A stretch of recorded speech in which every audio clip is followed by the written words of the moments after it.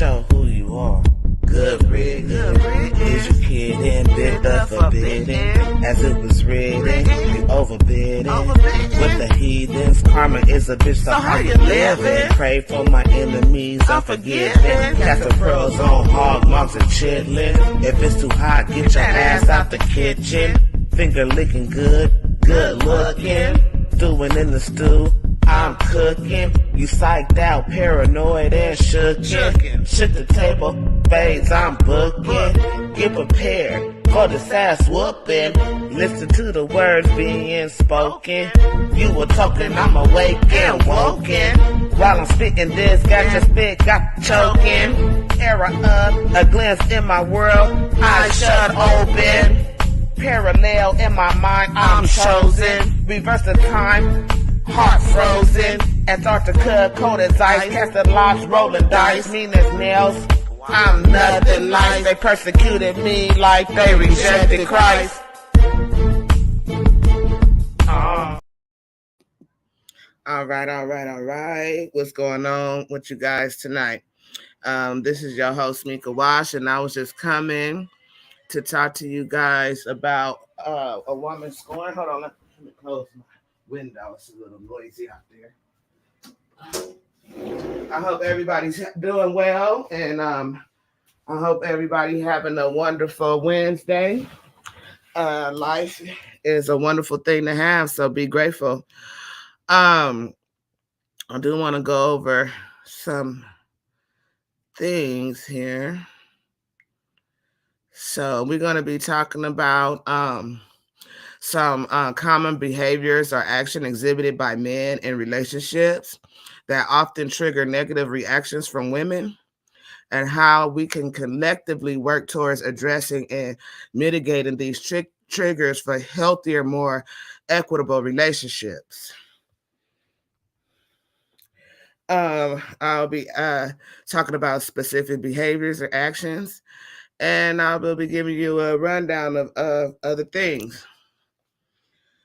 Okay, so I guess I'm here by myself today. I don't really have a panel, but it's okay because I'm okay. I want to talk about microaggression, and I also want to talk about nonverbal aggressions. Let me just, because I've been on this, because there's certain things people don't understand when people do certain things with their body language. It could be an aggressive, a non-verbal aggressive. It could be a form of non-verbal aggressive communication.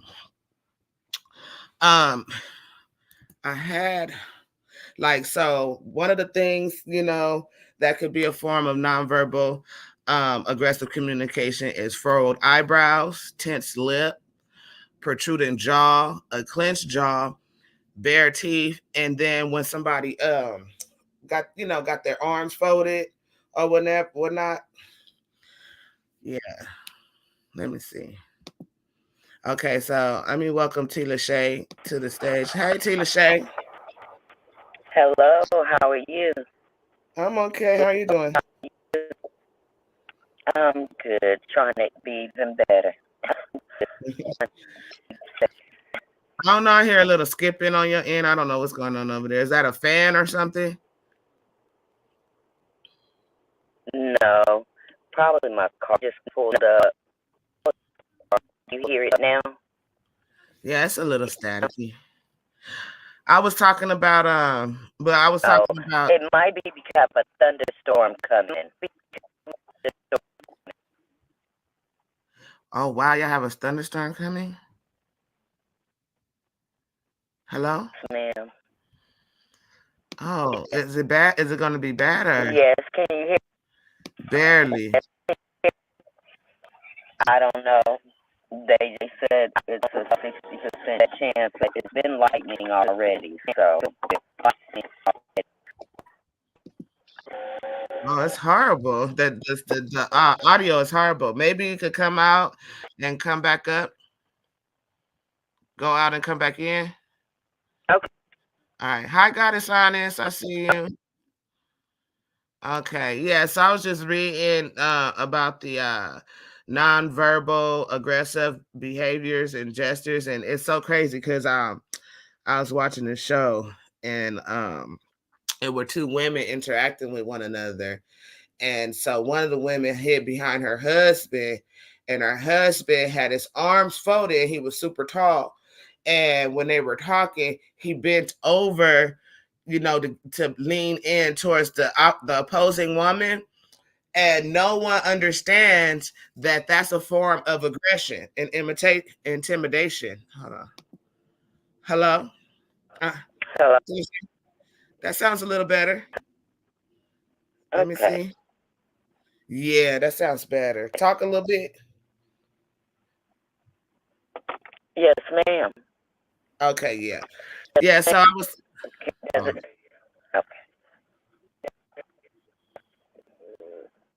I was talking about nonverbal aggression, right? A nonverbal aggressive behaviors. Let me stop because it was another one. I wanted to show that I actually want to show a particular image, which I do have. Here go. Here go one. Let me see. I want to save this image because like I don't like showing the images through Google. Sometimes I can't make them big. Well, I can make them big, but it just be looking weird. But anyway, let me show this one because I was talking about how when you have your arms folded, when you're talking to someone.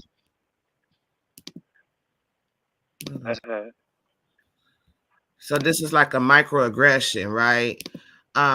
So when this man got his eyes clenched, it says insecure. Can you see the screen, Tila Shay? Yeah, a little bit. I got glasses, but yeah.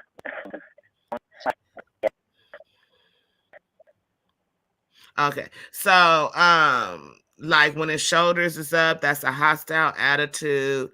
Even the way they do their feet, it says it's a closed mind. When a person put their hands on their hips, that's defensive, right? But when they're giving you eye contact, they're interested, right? But with their arms folded, that is aggression. Even when you see how this man with the blue, his feet is pointed a certain way. So I'm just saying, like, people have reactions to certain things. Men tend to use these things as intimidation tactics, women also. But when a man does it to a woman, it's like subconsciously she feels like threatened, right? Or she'll automatically feel the threat, and sometimes we don't even realize it. But I just want to start with the micro. Well, let me get into the real microaggression, but I just want to get that out there because it's really been frustrating me that people don't understand this. It has a little bit to do with the topic, but it's not a big part of the topic. But it's been irritating me because people don't understand those little things mean something. If I'm in an argument, right, and talking to you, and I'm sitting down and you stand up, that's a problem for me. right. Yeah. What do you think about it, Tila Shay? I'm gonna look this up. I want to say I don't feed into it. I kind of just, it's a body language that doesn't interest. It's easy for me to just shut it. I won't, continue to pursue a conversation or sometimes a good thing to know because if a person does even their own body language and know what it means, that can give you that hint that you might not need to further that conversation. I don't know if that's on my end or what, but it sounds like your mic is skipping. I don't know if it's just me hearing that. Okay. Yeah, that's. It could be, like I said, it could be my reception because we have a storm coming and it's starting to drizzle a little bit. You can hear it too, goddess. Yeah. Okay. Cause I was gonna say. So the title of today's show is Hi, so I don't see you. huh? I was saying, well, hello, goddess. I didn't see. I don't. Oh, she right here. She in the comments. Oh, okay. Yeah.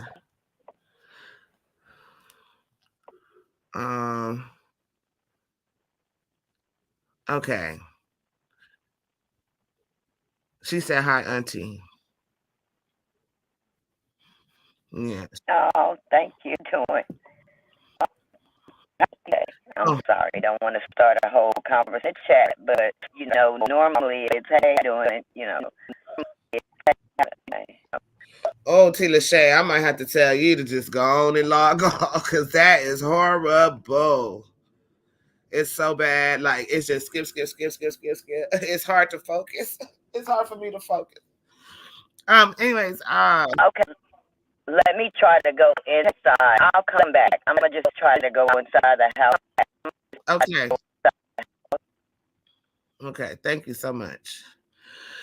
Okay, so one of the things is like we did want to talk about is well, I did want to talk about what specific behaviors or actions do men commonly exhibit in relationship that tend to trigger negative reactions from women. And I do want to give y'all a backstory because someone was telling me a story about a man who was pillow talking, right? He was pillow talking to this woman or whatever. And he did a crime or whatever. And he was pillow talking, telling the woman about the crime. And then he ended up cheating on this woman that he pillow talked to. And she ended up snitching on him and his friends that was involved in the crime because of the cheating. And I wanted to do this show about Hell Has No Fury as a woman scorn because men tend to play these little games, these little mind games with women, but that and also it could go both ways. Don't get me wrong. A woman could do the same thing with a man and end up messed up in the long run. But I was just talking about a scorn woman because men tend to look at us as weak all the time. And so when they tend to do that and then the woman retaliates, then what do you have? Right?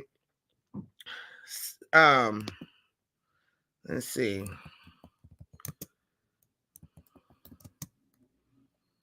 Um,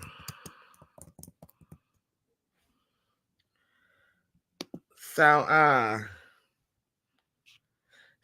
when people say hell has no fury like a woman scorn, it often it signifies how women react to something which hurts or upset them by behaving angrily and viciously, right? This is let me just show y'all so y'all can see the little tab. So I don't know if I want to even continue because the way that I had the show set up today it's just doing something weird. Let me see. Anyways, I'm gonna keep going. So let me just.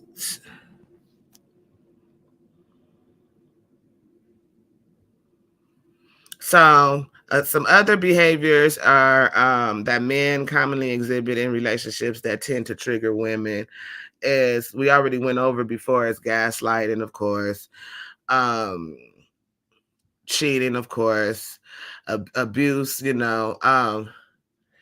anybody watched that movie, that Tyler Perry movie, where the what was it called? I can't remember the name of it, but where the woman, let's see, Tina Shay. Hey, I'm Hello. sorry. Can you hear me now, Mika? You sound better. 100%. Thank you. Because I was over here nose diving about this show. I had some panelists, but I guess they flaked on me. And this wasn't even a show I came up with. But anyways, it always happens that way. People come up with shows, want to do shows, and then don't show up for the show. So, huh? Sorry to hear that. It's okay. So anyway, do you know what any type of specific behaviors that may trigger a woman to act in a vicious or angry way that men might do? Have you heard of? I know you probably not. You probably don't get triggered. I probably. I don't either, really. Um, you said that triggers women to. Let me rephrase the question. Okay. What specific behaviors or actions do you believe men commonly exhibit in relationships that tend to trigger negative reactions from women? That's hard to answer only because I'm sorry. I got to honest. I could have sworn I texted you the link a long time ago. Unless I was texting the wrong person in my phone. Let me send it to your Facebook. Go ahead. it's kind of hard to say because I think that with certain women and men, it depends on what the woman has built him up to be, so to speak. Um, and then whatever he doesn't do, anything can honestly, infuriate her depending on what it is. But lying definitely is one, cheating is another. Um, and those are probably the main two right off the bat. Right. That's what I said. Like, I'm just trying to see what other ones it would have been. Man, I'm sorry. I was so prepared to do this show, and I'm just like all over the place right now. I'm having some little technical difficulties over here myself. Okay, I was gonna ask this, but I'm can you share? I said, oh, God is honest. I did send you the link already. I'm sorry, I didn't get to hear you, Mika. I sent it to your check your messenger this time. I'm gonna send it Uh-oh. to her phone. I see why I'm starting to see on this iPhone. It Hello. is so. Can you hear me, Tina Shay? She can't hear me. Tina Shay.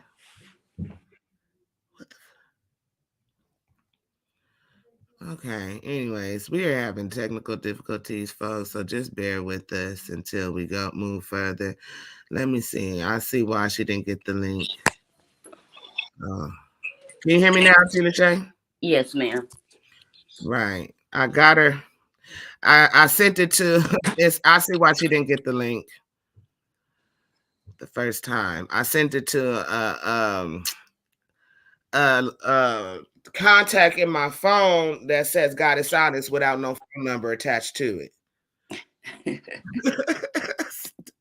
And I'm over here thinking I'm talking to her the whole time because it said that the message had got delivered. Yeah. Anyways, Who you was talking to? girl, okay, so I forgot that I have your real name saved in my phone, right? But I also had because I was about to save your number again in my phone at one point or another, and it saved without a number in it as God is honest. So I'm over there texting that number instead with the link. You get what I'm saying? I suppose. Hi, Auntie. Hey, how are you doing? Good. I already spoken the comments. Yeah, I seen that. I was like, oh wow, I don't want to keep the chat going, but we always say hello, how you doing? I say.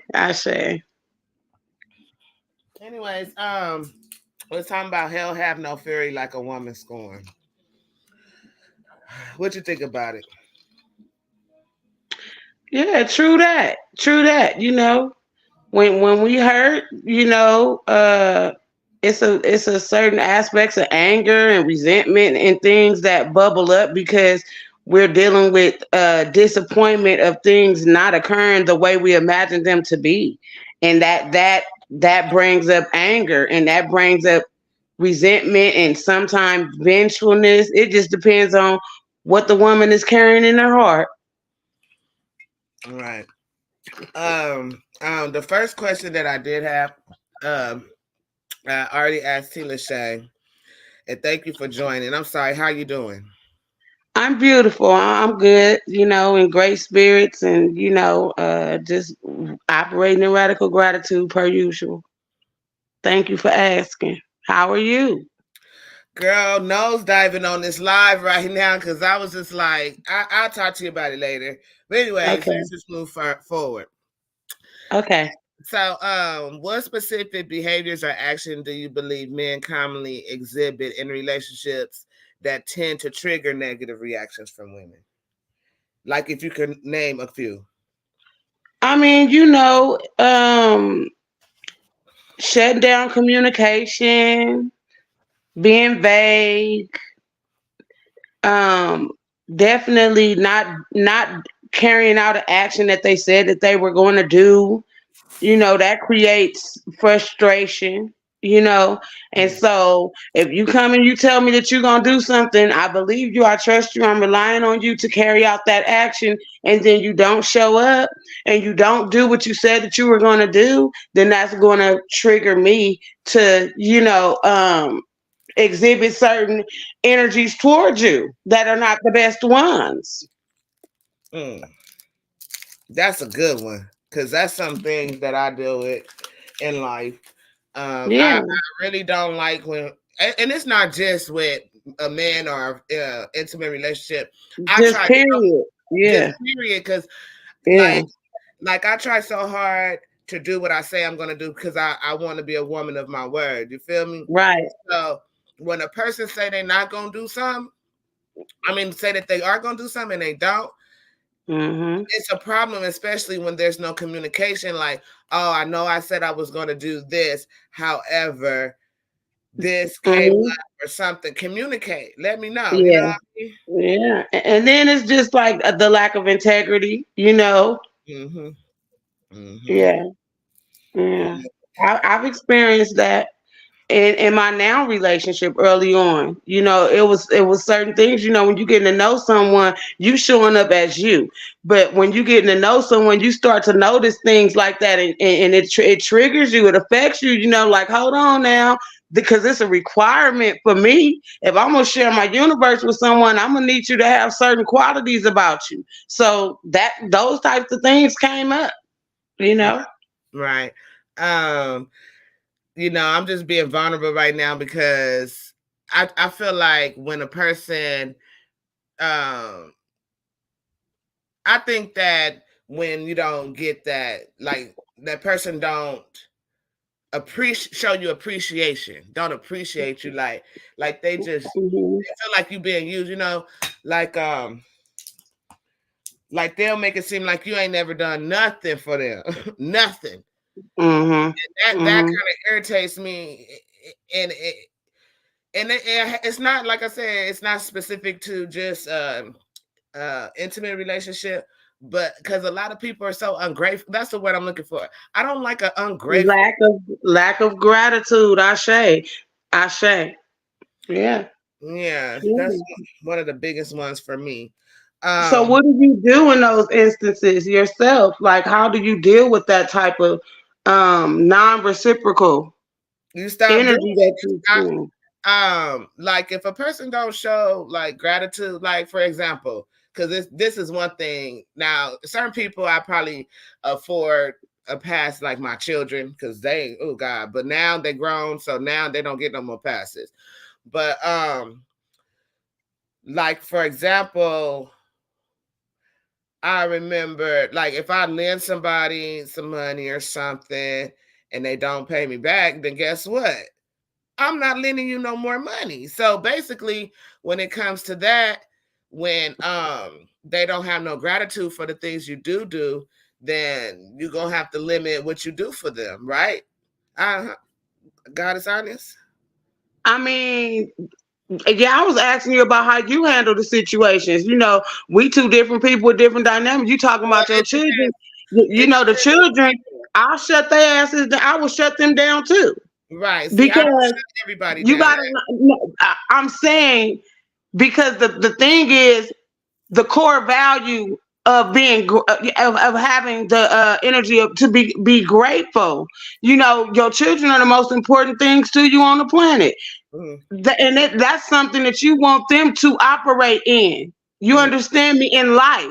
And so if they're acting ungrateful and they haven't grasped the aspect of gratitude when it pertains to you, then yeah, now, for the see, purpose of I understand where you're going with this, but they could be ungrateful for something small like me feeding their ass or keeping a roof over. I can't stop keeping a roof over their head. I can't stop feeding them. I'm gonna go to jail. You gonna have me in jail, goddess.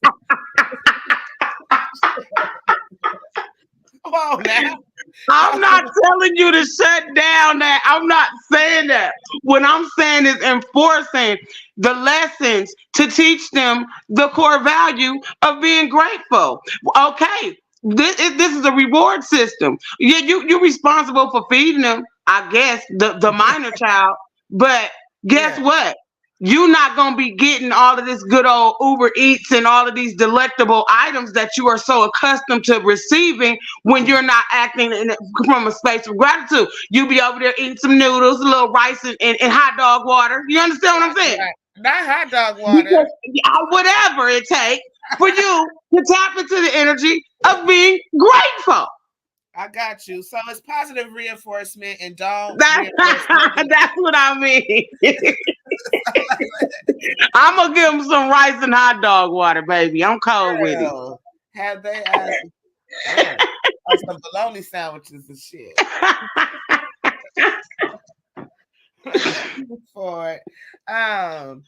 So when it comes to a man though, I'm gonna need your help on this because I'm not good at you know, I'm not good at that.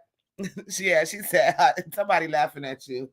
It is what it is. You know what I mean? Because I'm all about, okay, if we have a problem, well, I'm acting solutionary based only because I'm concerned with the outcome that I would prefer to experience. So whatever that may take, that's what I'm going to do because I want, to operate in peace and love. And when I got ungrateful people around me, my best bet, what I've learned that I always choose me. Well, if you're not grateful for my presence, you're not grateful for what I bring to you in your life, then you look good without it. Mm. So, because you know what? Because it got me thinking, right? Got it. And I got another question for you, but you just triggered a thought in my mind because like some men say that if you withhold sex, that's playing with the relationship or whatever, or like you shouldn't withhold sex. But why shouldn't I withhold sex if you're being ungrateful and you're not treating me to the point where I even want to give you sex? I mean, it depends on. I mean, if you're using it for a control tactic, like is that the best outcome for the relationship? To me, to stop pleasing my man because it's some other area that we're not strong in the communication. We're not strong in these other areas, so I'm going to now punish you, and then leave the gate open for you to leave up out of here with a full sack. Or am I going to drain it dry and hope for the best? I'm going to drain it dry and hope for the best. Mm. Then I'm going to focus the attention on what the real issues are. In the midst of that. But why am I going to make you unhappy or make you angry or make you miserable or make you, suffer in certain areas that I know make you happy that I can give you? You know what I mean? That's the angle I'm coming from. It's never a tit for tat inside of my union, baby. How can we make this better? What are we willing to do for our partnership? I'm always focusing on giving, Mika. So I'm giving it all up. I'm giving everything. Thank you so much. Girl, because I was like, checking text messages. I said, don't worry about it, baby. I told you I got you always and always. I love you and I value you. Okay? Thank you, because I'm like, what happened? Okay, so the next question is, How do secrets and hidden actions within a relationship impact trust and the overall? No, I don't like that question. Let me move to another one. I do. I You do. like it? You like it? Okay. Absolutely. Okay. I'll ask this question. How do secrets and hidden actions within a relationship impact trust and the overall dynamic between partners?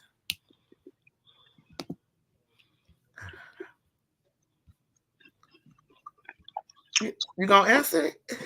Girl, where's Auntie Tina Shay? Tina Shay, I'm here. I'm here. can you answer the question? Did you hear the question? Yes. First, if they're secret and hidden, you may not know about them. Um, but if you found out there were secrets and hidden actions, on secrets, it depends. We all do have to keep something to ourselves. Um, so it depends on what that secret is. Mm, Hidden actions, it will affect it greatly. It will. mhm, As an individual in a relationship, as long as you're being an honest person and an upfront person, it shouldn't be anything that you can't do that you would have to hide it. And if you do, I just don't think you ought to be in that relationship. Mm-hmm. Oh, somebody said, okay, you know what? And I love my Facebook viewers because before I let you answer, God, let me put this out here. I love my Facebook viewers, but I hate the way that this program worked with Facebook. If you can tell me who you are that said this, just like type your name in the comments because I'm not on Facebook, but it just say Facebook user. But Okay. But even to address that comment, when I said a secret, secrets aren't always about anything bad. If a person Mm-hmm. was raped and they just don't want anyone to know that about their past, that is still a secret. So Mm-hmm. therefore, we all are supposed to keep something to ourselves. We cannot give and give. If we have a glass of water, why would we pour it out to everyone and leave nothing for us? So Mm-hmm. secrets aren't always something bad. What you're talking about is when I hear people say, I'm a private person. Private Mm-hmm. people have shit to hide, bottom line. And I don't care how they dress it up, how they look at it. Anything that we do is supposed to be accessible knowledge to the one that we are deciding to share a life with. But again, Absolutely. we do have to hold something to ourselves. okay. Um, I want to ask you something after that, but I do want Goddess Honest to answer this question before I forget. Go ahead, Okay. Goddess. You want me to answer the question that we're talking about, or you want to have something else going on? Because I can skip it. No, I want you to answer the question that we're talking about right now. Can you read it again? Yeah. Give me 1 second. I read it You again. know, I go off into my own stuff. Don't got nothing to do with the question. That's funny. It's okay. How do secrets and hidden actions within a relationship impact trust and the overall dynamic between partners? Well, like T. Lachey said, it depends on what it is, and I base my relationship on being honest, but I don't feel it necessary to know every intimate detail about his life. You understand what I mean? Hmm. But it depends on what the secrets are or what they pertaining to. Are you hiding a major part of who you are? Are you know what I'm saying? Are you not safe enough to be vulnerable enough to be able to say everything what honestly what's going on with you, or you know what I mean? So it just damn depends, but it could, bad secrets, like you having a whole nother relationship with somebody else, that come on, you don't need to be in a relationship, or if you can't trust your partner enough to tell your partner the truth, then that's a major issue. Hmm. Um, so a question for both of you guys. When you find out a secret, right? Like, how do you handle it? And I know it depends on the secret or whatever. I get that part. Maybe I should put it into a scenario. Let's say your partner made a financial decision or whatnot and didn't discuss it with you or whatever. and then you find out later that they made this, and then that's kind of why you're struggling. How would you deal with that, Tina Shay? Again, it would depend on what this financial move was. Mm-hmm. Because if it was enough, I think with dealing with money, Mm-hmm. money is an easy solution. Because if this was joint access, Mm-hmm. I can just remove you and we'll go from there and discuss how to fix the situation if fixable, and just remove you from the shared finances. Mm-hmm. Have to rebuild that trust to be able to come back to that. But money should never be something, But again, it depends on what it is. Did you take 10 grand and go buy a car? Did you take Mm, 10 grand and go spend it on a woman? Did you take, you see what mhm. I'm saying? It depends on what this financial move was. Mm-hmm. Do I need to just move you from the joint finances or remove you from the relationship? Mm-hmm. Mhm. Okay, you got it, Sonny. Um, when it comes to finances and stuff like that, I kind of feel like you can do whatever you want to do with your money. You know what I'm saying? As long as it's not placing us in a space to where, you know what I'm saying, a harmful space, or it's like some irresponsible stuff where you're not prioritizing the things that we discuss about what's important, or you taking away from the home, you taking away from things that we are building together. Then that would be a damn problem. But it's not nothing like, because like I said, I'm giving. So it's not nothing that can't be addressed. If it's the issue occur, then it's nothing that we can't talk through and correct moving forward. But also, it's deeper than just you going and taking money and not telling me. It's why do you feel like you couldn't tell me? Right. That's the biggest thing. You Why you? see? So it's not really the action, it's really the thoughts behind the action that I have to get down to so we can correct that. Mm, I'm sorry. Um, the next question. Because I have several questions referring back to the very first question that I talked about when we were talking about specific behaviors. I want to know, can you guys share a personal experience or anecdote where you observe these triggers manifesting in any relationship? It don't have to be yours, or have you ever saw anybody deal with uh like the behaviors that you guys talked about earlier, like uh being ungrateful or whatever? Can you share a story about that, or no? We should just skip that one.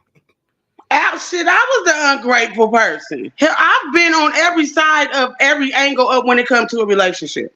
I've Mm, been cheated on. I've been the cheater. I've been the side bitch. I've had, everything. I've mm, been on. Listen, hell.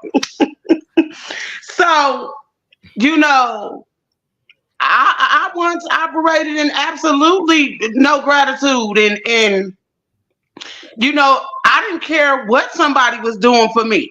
Because guess what? You only here to do it. mm, mm, If mm, you ain't doing it, then baby, you have no value in my life. Like moving on to the next opponent that is going to do it. mm. Yeah. I've been that. Yeah. Wow. Yeah. So Okay.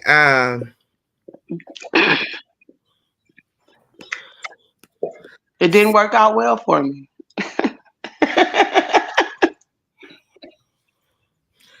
Let me show you this. This is old, but and I don't even think it's the right woman picture on here. Never mind. Let me keep going with the questions. What about you, Tina Shay? Um, yeah, I can say I can relate to all of that.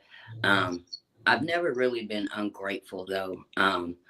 But I can say, I can relate with cheating and lying. And at the end of the day, it's just like we continue to say here, it's about a kind of accountability. But being that I I'm writing about this, so I speak very little on it because I want it to be in an understood broad spectrum. But brokenness is it's just a mental perspective of life and people that is not correct. Mm. We can make logic only means understanding, doesn't make it a fact nor true. um so with that being said, I take now with knowing the accountability for accepting those things in my life, staying toxic relationships back to back to back. But I guess now that I know where I am, when I look back on it, I don't really hold any ill will to the men in my life because I allowed it. They did it. And just because he could do something didn't mean he should. And that's for anybody. Just because Mm-hmm. you can, meaning capable of doing something, does not mean you should. But if someone is Mm-hmm. going to let you, it's not your fault. Mm. Mm-hmm. We don't experience nothing unless we allow it. That's why I absolutely do not villainize any past experience, and I don't villainize myself. Also, you understand me? I just can't, because it depends on the space to where you are with yourself. Where you will allow certain things to transpire. When you are in a certain space with yourself, when you're healing, you're learning, you're investing in yourself, it's certain things that you no longer allow, and it's certain things that you no longer display as you know what I mean. Hmm. So you don't know better, unless you don't know until you know. And so with that being said, no one is the villain, they're just characters, you know what I mean. Hmm. Mm. You see, Right. so that's the way I view things today, ladies. How do societal norms and expectations influence the behavior of men in relationships, and what role do these norms play in triggering negative reactions from women?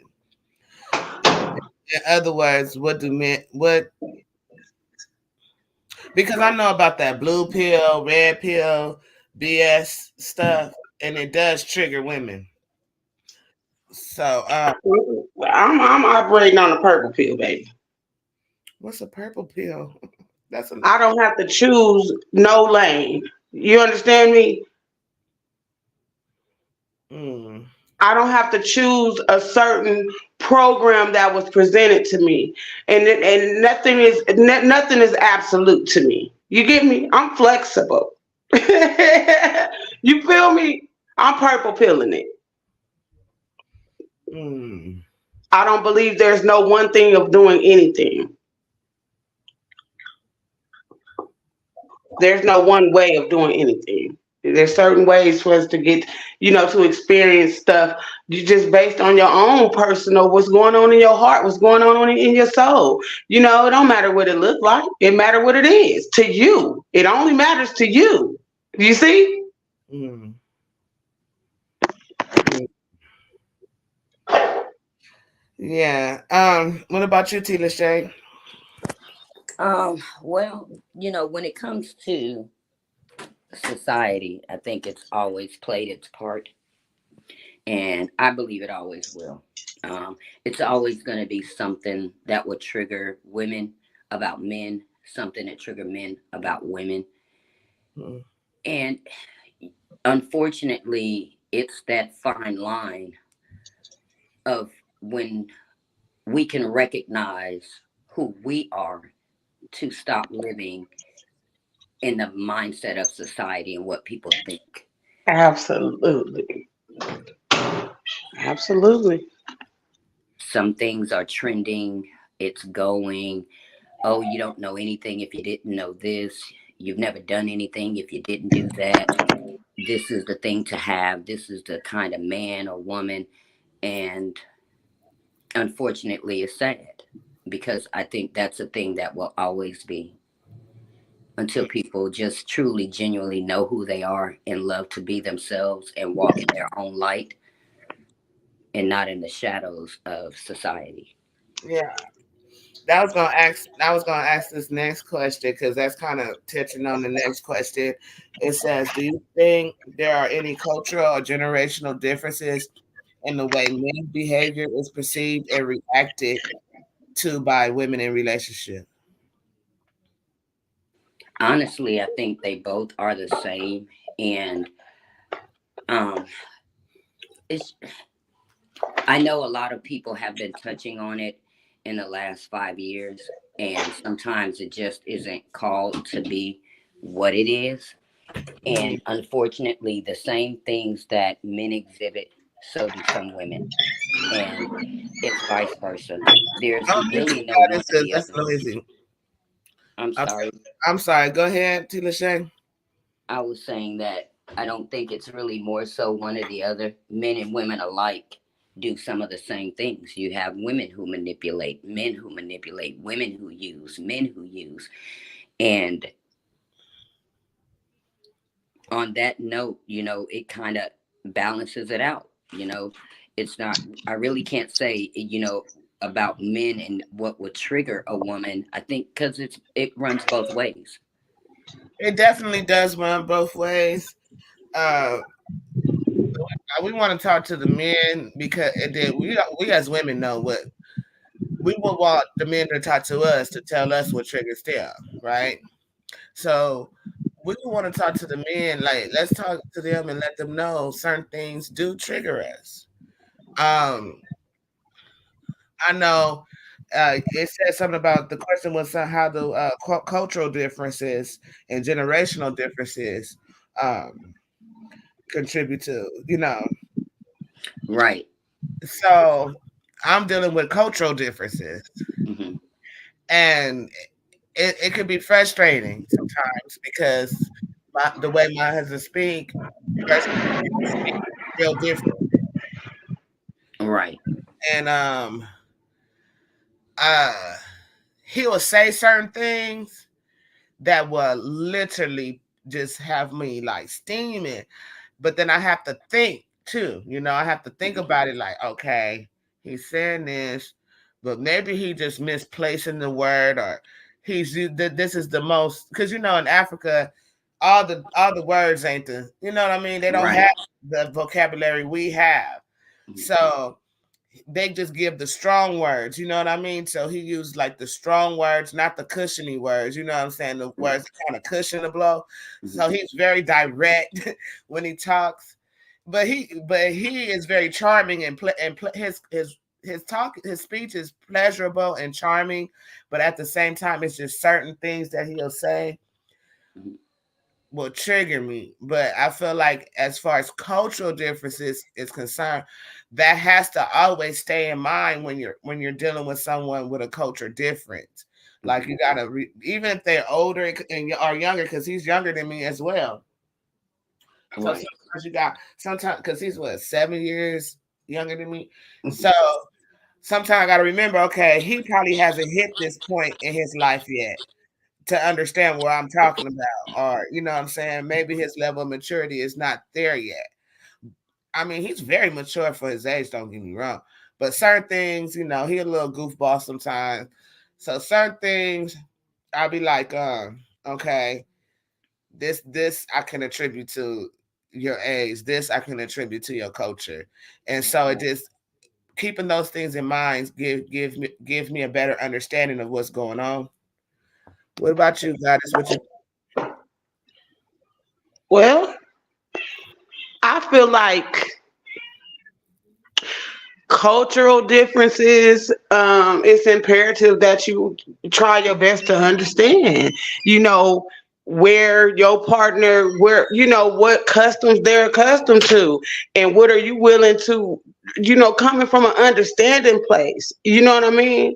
mm, Um, and when it comes to what you say, cultural differences and what else? generational? And let me read the question. Um, Let me see. So, okay. are there any cultural or generational differences in the way men's behavior is perceived and reacted to by women in relationships? Because you know how my husband is Nigerian, and like when I got with him, they say Nigerians they be scamming, and then you know what I mean. So I believe I believe that no matter what part of the world that you come from, when you meet somebody, and you guys love each other, and it don't have nothing to do with your heart. You know what I'm saying? I believe that it don't matter where somebody came from in the world. Hell, you could be in love with somebody and create a life with somebody that don't speak a lick of English. Mm-hmm. You I witnessed understand? that. I've witnessed that happen with my You understand what I'm saying? yeah. I just believe in when it comes to that dynamic, it doesn't matter where the person comes from. It depends on who that person as an individual is. What does they soul, what do they soul consist of? What do they heart space consist of? You know what I mean? That's it. I Mm-hmm. don't I don't think that it's nothing that'll stop the dynamic from evolving, and when it comes to that. That's what I think. That's what I think. When it comes down to the generational things, me and my partner are 10 years apart. He's 10 years younger than me. And I understand that based on his life experiences and where his perspectives come from, it's he come from a different time. But that doesn't stop anything that he is made of. You know what I mean? It doesn't interfere with our dynamic, because we're both understanding each other. We're trying to understand each other. You know what I mean? So that don't have a bearing on who he is as a person, who he is as a man. Just because he's a man, I have experiences with women. This is my first real experience with a man, and I don't give him no certain. It's no narrative that I'm going by. It's nothing that he's supposed to show up as. You understand me? He have as a human, he have amazing capabilities with what they say the man is supposed to protect and provide. He does that. He's naturally that. You know what I mean? Mm. And hell, he naturally brings out my femininity. Mm. So it yings and yangs. I don't hold him to no standards when it comes to, you know what I'm saying, who he is. I'm experiencing all the beauty. Shit. That's nice. And yeah, most definitely. And when it comes to different challenges and stuff that Mm. he have, I just support him. Shit. Mm. Okay. So the next question is, in what ways?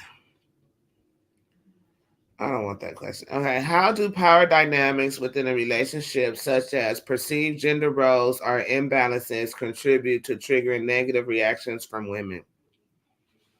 The expectations based on a certain criteria.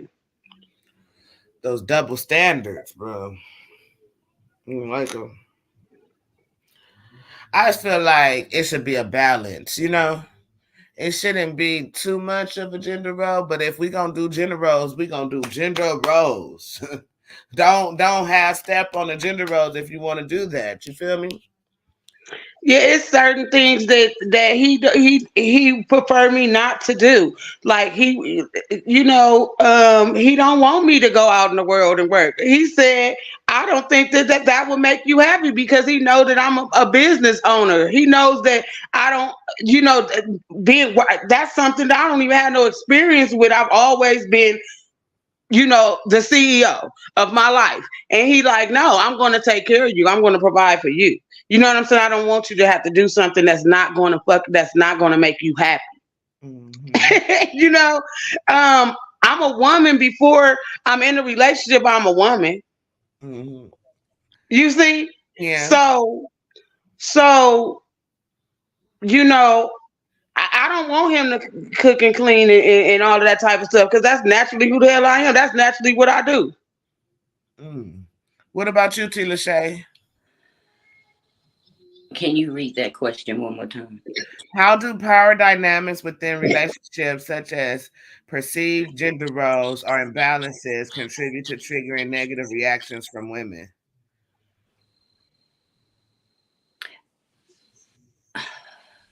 Power dynamics. Uh-huh. So when you say triggered by women, is this the man of power? I'll give you an example. Uh, one day my husband said something. What the hell did he say? Shit, I'm trying to think. Um, he said, "Oh, okay." I hate to put this out here, but it was funny to me because we don't have a problem in this area. well, we kind of do, but we don't. But he said that the fuck did he say? I'm trying to get it right, so I won't. I'm trying to say it in the right way possible. But it's certain things in his culture that women are supposed to do, right? Okay. And and when he be saying stuff like that's a woman's job, a woman's supposed to do that or whatever. Okay. I got what you're saying. Um, I don't know. And I think with some of this, when we are speaking women, Mm. I'm But the sorry. title is about a woman being scorned. So we Right. But I'm sorry to say it the way I'm going to say it. We are all human and we are male and female. Woman and man are titles that are earned through what we do and who we are, how we do, rather. And so I think sometimes all women don't fit in the category. And I don't want to say it where I'm trying to say that a female adult is not a woman. But if Mhm. I believe that we are women based on how and what we do, then it's not going to apply. But Absolutely. if we're speaking power dynamics, I think nothing is specifically made for a woman or a man. We all are capable of doing a lot of what each other's role is. Some people stick to a traditional role at what they call tradition. Um, so I'm gonna have to leave it with that. That title of woman is earned by who we are and what we do. I'm sorry. Absolutely. Every category doesn't fall because I'm gonna be honest with you. Mm. There's a saying that says broken men are grown boys. So therefore broken women are grown girls. There's a Hmm. lot of offense to that, but if Mhm. anybody in their human innate nature with an absolute heart of understanding will not take offense to that, it is what it is. And so therefore Absolutely. those particular females expect things from men that they aren't capable of even giving themselves. So Oh, that's why I said what I said as far as that power thing go. Mhm. I'm sorry, women. I get the title and I Mhm. get the phrase, and it really is no disrespect, but I also feel like we can do what each other does as well. It shouldn't be a woman's job, a man's job. Um, and just speaking a little bit of here that has nothing to really do with it, but I used to mow my yard. I know how to absolutely. change a tire. I know how to put oil in my car. I know how to get up under the hood at a lot of things. There it's just a number of things that I've done on my own as a single woman. I still do. I don't necessarily call a man to do anything hardly for me. And again, that's because I took time to want to know how and to learn how. It's real easy for me to pick up a phone and call anybody to come do it, but I do it myself. Absolutely. I kind of I agree to a certain degree, um, because I grew up with around a lot of men, and I know a car inside and out. But I have the mental capacity to fix a car, but I don't have the physical strength to fix a car on certain parts, like the big parts. You know. Well, what I meant, Mika, what I was really getting at is if you know how and you're on the side of the road and you need it done, nobody can get to you. You can't call nobody. You got to do it yourself. That's what I Mhm. mean by we don't have to have them. You don't have to. You can make a choice to call because you don't. You know, and I get physically. So we're not gonna. If you got a anybody with a physical condition that can't, that's one thing. That's an exception. But I'm speaking, Right. just in general that Right. we don't have to say, "Oh, I can't change a tire." That's a man's job. I'm not doing that. It's really not. Right. But That's so what I I mean. will hit my husband with something like that though. For the simple fact he be hitting me with what a woman's supposed to do. So I'll be But like, see, that's that petty. That's that. that is Look, a motherfucker. But I'm just match like how is that adding to? How is that adding to you guys' dynamic of having operate in a healthy it's me holding dynamic? the mirror up to him and saying, look at the bullshit you're saying. But Right. where does that lead you? What are the results that you getting from coming from that aspect? Because it's a choice to give him a mirror, or it's a choice for you to say, you know what, you right, honey, I got that. No, ma'am. No, some of the stuff, girl, I can't even tell you the stupid shit. Well, We'll shit. talk about that later. But no, it's just some things I have to be like, bro, you tripping. Well, You I know, love that Tila Shay brought that up because I am like I grew up being hyper independent, T. Lachey, because of like abandonment issues and things like that. And I didn't have a support system. I had to do things on my own out of survival. You feel me? So I learned, I'm hyper independent in a lot of ways. And now I'm experiencing the soft side where I will allow this man to do that. I will allow this man to say, no, baby, I don't need you to do that. Like, I got you on this. Like, nah, this is what I don't want you to have to worry about these types of things. I allowed that because I'm tapping into my femininity after operating in my masculinity for so long in survival mode. You get me? Yes, can I ma'am. be so honest with you, goddess? Look, Sure. can I be so honest with you, I'm goddess? gonna need it. I'm gonna need that. Oh my God, it's been such a struggle for me to tap into. Well, I've always been feminine, like a girly girl, like I always like dresses and stuff like that. But like you said, I've been so independent for so long, just allowing a man to lead. Uh, it's it's it's so foreign to me, and I Yes, that's and okay. And then I've been living in the masculine for so long that I never wanted to take up that space. I never wanted to live in the masculine ever in my life. None of us do. None of us do. When it's like I expressed out of survival. You understand that?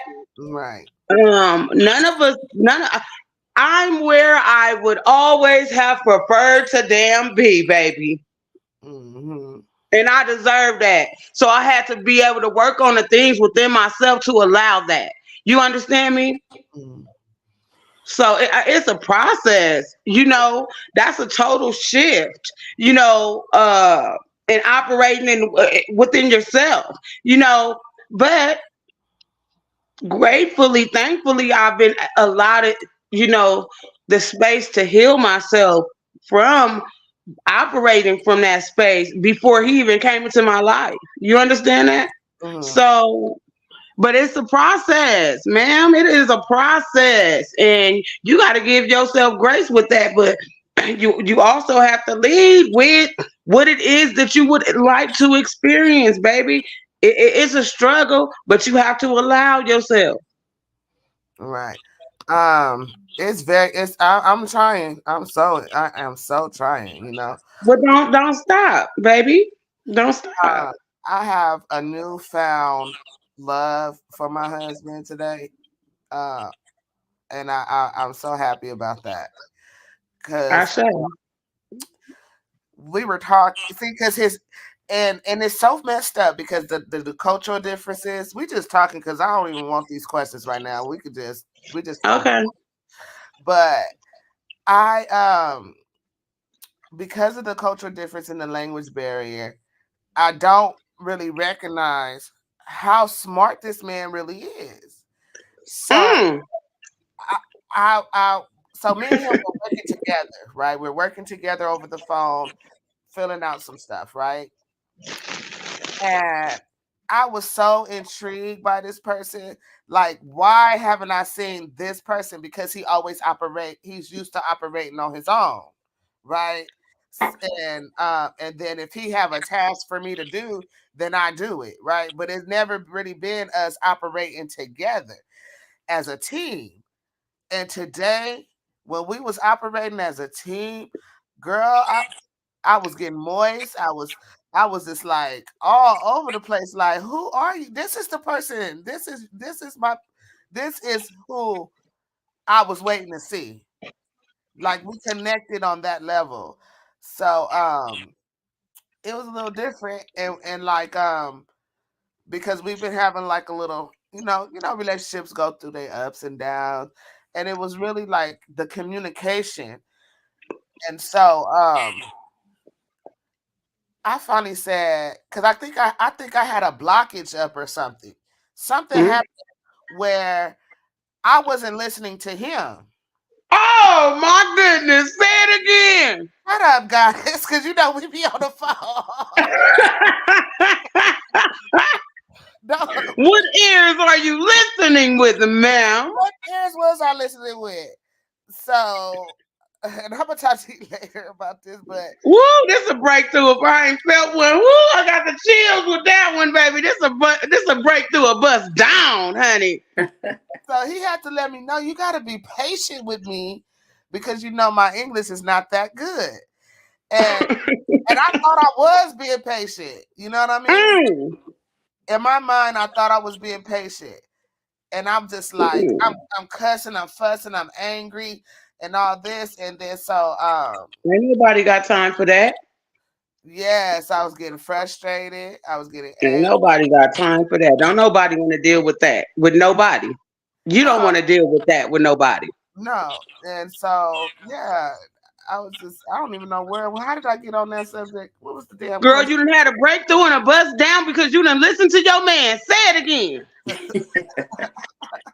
Say it for the women watching. That man is a true leader.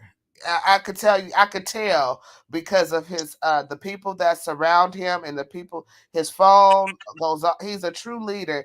And I finally got to see that. You know how some women are attracted to that alpha male. And I saw that in him, like, oh, this But is how why. if you busy being the alpha male, how the hell can you respect his leadership? If Huh, you the head and he the head, you got a exactly. yin and yang now. Yin and yang. Let me go to which one am I, the yang or the yin? Let me look again. First of all, when I say yin and yang, I'm pertaining to the masculine and feminine I energy know what you're inside of talking the about. dynamic. I know what you're talking about. Remember one side. I think the white side Oh, is with the the black and one is the yeah, white. yeah, yeah. Okay. I can't remember which one the female is, but whatever. I'm gonna have to go on into that femininity and just Absolutely, and this pertains to what you already expressed.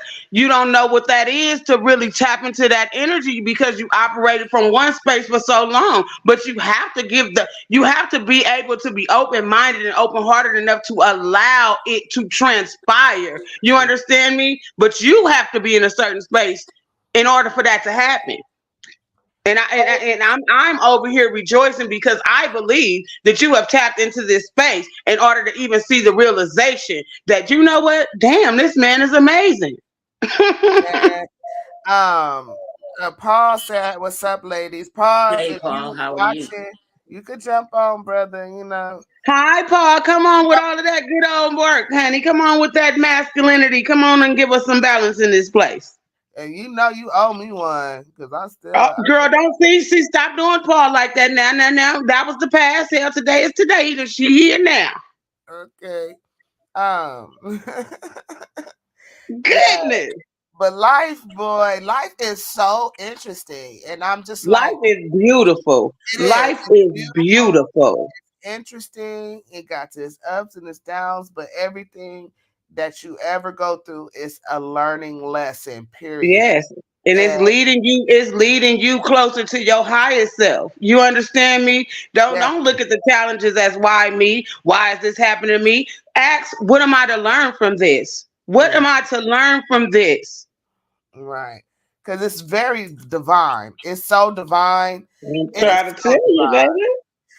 I'm trying to tell I'm you. just It's like, up to you. oh, girl, I got so much to tell you. But Say anyway. it again. Say it again, Goddess. Say it again, baby. Woo, wait a minute. Oh, I'll see you. The link is in the shooting the shit group if you want to jump on, Paul. Um, I know you probably at work or something. Let's get back. Tina Shay, where you at, sis? I am here. I'm here. I just want to thank you guys. I love you guys so much. You guys are so solid. Love I you as just well. appreciate Appreciate that. I I appreciate y'all say, I love you too. for jumping on here because you know we got to keep the momentum going on these shows. I would have been here, Mika. But I literally didn't get the invite. You know what I'm saying? So I I said I'm know just gonna cheer you on from the comment section. You know what you I are my biggest cheerleader. I promise you are. mean? But it was. I will talk about it in private about what really went down. But let's go on to the next question, I guess. Okay, how can women effectively communicate their boundaries and concerns to men in relationships to prevent triggers and foster healthier dynamics? That's a long question. Can you Being vulnerable from the beginning and letting the person know where you are with yourself, and letting the person know who you are. You mm, know, say, look, well, I just want to let you know, where I'm at with myself, where I come from, what type of environment I was raised in. You know, really getting to truly being vulnerable and being honest with someone about who you are, giving them the option whether they want to move forward with you or not, want to still vibe out with you, see where it go, whatever the case may be. What it is that you want, be honest and know these things about yourself first and foremost. Stop dealing with people and welcoming them into your energetic field mm, without even knowing what it is, where you at, within yourself, and what do you want in your own life. Stop allowing people to intertwine their stuff with you, and you don't even know the core values this person carry. You don't know the things that they didn't live through. You don't know where they come from. Whether that is something that you're willing to even try to mesh your world with. Are they committal? Are they non-committal? Well, why? okay. You know what I mean? How did your last relationships go? Right. You know, Now, what if they choose not to talk? Wait, I'm sorry, because you be having me ask you. You know how we stay on the phone for hours at a time. You got me over here in that zone, but I need Tila Shay to answer too, because I'm about to ask you another question. oh, for sure. Tila Shay, Yes, ma'am. uh, I know we spoke about this before, at least I did. And I think that people who don't live by boundaries can't create any. But then it also comes to who the person is in their life. What do they mean? Because if a woman feels he brings her value, she's not going to put up any boundaries until something goes awry. So, yeah, God has gave it to those who set boundaries. Actually, that's a good way to do it. But for those who don't, and then they pop up with them in the middle, that's because they felt having that person in their life period meant more than setting a boundary. So they want to wait till boundaries get crossed and say, oh, hey, wait a minute, you can't do that, Right. or don't do that. Right. But I believe that people who don't live by boundaries don't create boundaries. Me too. Me um, too. I have an issue with boundaries, and it's so funny, right? Because I shouldn't have an issue with boundaries. No, you do because that's where you are. No, don't say what you shouldn't. You know what I'm saying? You don't know till you know, man.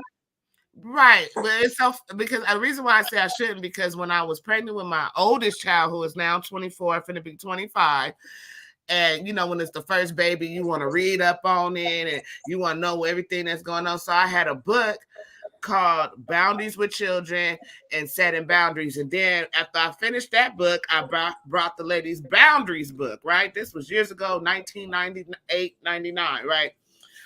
And so I always knew about boundaries, right? And let me tell you, because I talked to Tila Shay for hours too, and I talked to you for hours. I have a small circle. Y'all probably the only two people I talk to on the phone besides my brother and my daddy. You get what I'm saying? And then if I talk to you and I call you, I probably other two people too, but I don't talk to them as much because I'm around them more. Like I don't talk to them on the phone, I'm around them. But my circle of friends is very small. So the people around me, like you said earlier, I mean, yes, you didn't say this shit, Goddess. I spoil everybody around me. I do. I spoil. Because that's your love language. That's the way that you show them that they're important to you or that you value them. That's the way that you express it. I love giving gifts. I love buying things for people. I love to see people smile. Like, I love doing those things. Like, if I like to know about you, and if you kind and you really hear from me and I'm feeling that energy, then I'm gonna do whatever I can for you if I can. You feel me? So then that's where the ungratefulness come in. And I'm not talking about y'all, I'm talking about my children. The motherfuckers is the broken, spoiled children I ever met. Rice, hot dog water. Rice, hot rice dog water. Because, baby, my daughter, she got 2 good jobs, making more money than me, and still felt like she need to go with me to Ross so I could buy her some shit. You said, why is she coming up here? I said, because she coming to get her issue, man. Like, you can't be this spoiled. But she spoils me too. Don't get it wrong, because she like to buy me stuff that I don't even like. She like to buy expensive. I'm not a name brand person. I like I like to go to like little hole in the wall stores and like vamp up the outfits or whatever the fuck I buy. This girl would buy me Louis, Versace bullshit. I don't want that. I don't want that stuff. You know what I mean? I'll wear it. But that's her. She likes that stuff, so she buys me that stuff. Fine. You ain't gonna see me buying it. You ain't gonna see me. I'm going to Ross to dumpster dive, baby. Right. Sure. Back in the day, I used to go to the thrift stores, but I stopped going there. I stopped going there because I seen some cute boots, and I don't know what happened with them boots. Whoever knows. But I put my foot in the boot, and it felt like a snake jumped up and bit me. I said, "Oh no, here," because it'd be some type of spiritual things attached. The energy, the energy, most definitely. Yeah, because you get some vintage stuff at the thrift store. Yeah, I used to be a hippie in high school, so I used to shop at the thrift stores to get the original stuff from the 70s and stuff. You know what I mean? So I used to do that too. Like, yeah. I feel you. So, what was the last question again? The boundaries, girl. The boundaries. Your kids are spoiled because you didn't give them boundaries. You know what, though? Shit. Let me just be clear. With the exception of my son, because he's dealing with his mental health issues. But before that, I'll say this about my kids: they spoiled, but they are hard workers. They will get up, they will go to work, they will find them their own money, but they still believe that everything that's their mama's is theirs. So I'm accept the rice and hot dog water. They don't believe it though. Girl, they know how to cook for themselves now. So he said, "Who hurt you?" Let me add, "Who hurt you?" to the stage. Who hurt who? Who hurt who? Oh, that's his name. Who is this person? I don't know. Hi. Hey, pretty smile. Thank you. That's Paul. You know who it is. Paul, don't be coming on here with that. I got Paul, man. You know, Paul. I saw you smiling. I said, "Oh, I got to come on." What up, T? Come on, please, Paul. What's up? What up, T? What'd you say? Your signal sounded bad. What'd you say, Paul? I just said, "What's up?" How you been, sir? I've been working a second job, and I'm tired. Kicking my ass. Aww, can you hear me? You sound tired, Paul. Let me light you up real quick. Boom, boom, boom, boom, yeah, boom. That's what I need. There you go. Yeah. Gotta love God. Outside of that, I'm good. I was just going to say those same exact words. Get some glitter. Here you go, Pucky, some glitter. Shit. Come on through now. I was just kicking back, listening to you ladies. That's all. Sound like y'all had a good conversation, dialogue going about women. How y'all? I guess I heard one conversation, something about um, doing something when no one is around, a man isn't around, and having to take the initiative or at least attempt to try to do it, and something about you not realizing how Oh, intelligent someone is because you let the language barrier block that. I guess Mm-hmm. I was just listening to you guys. That's all.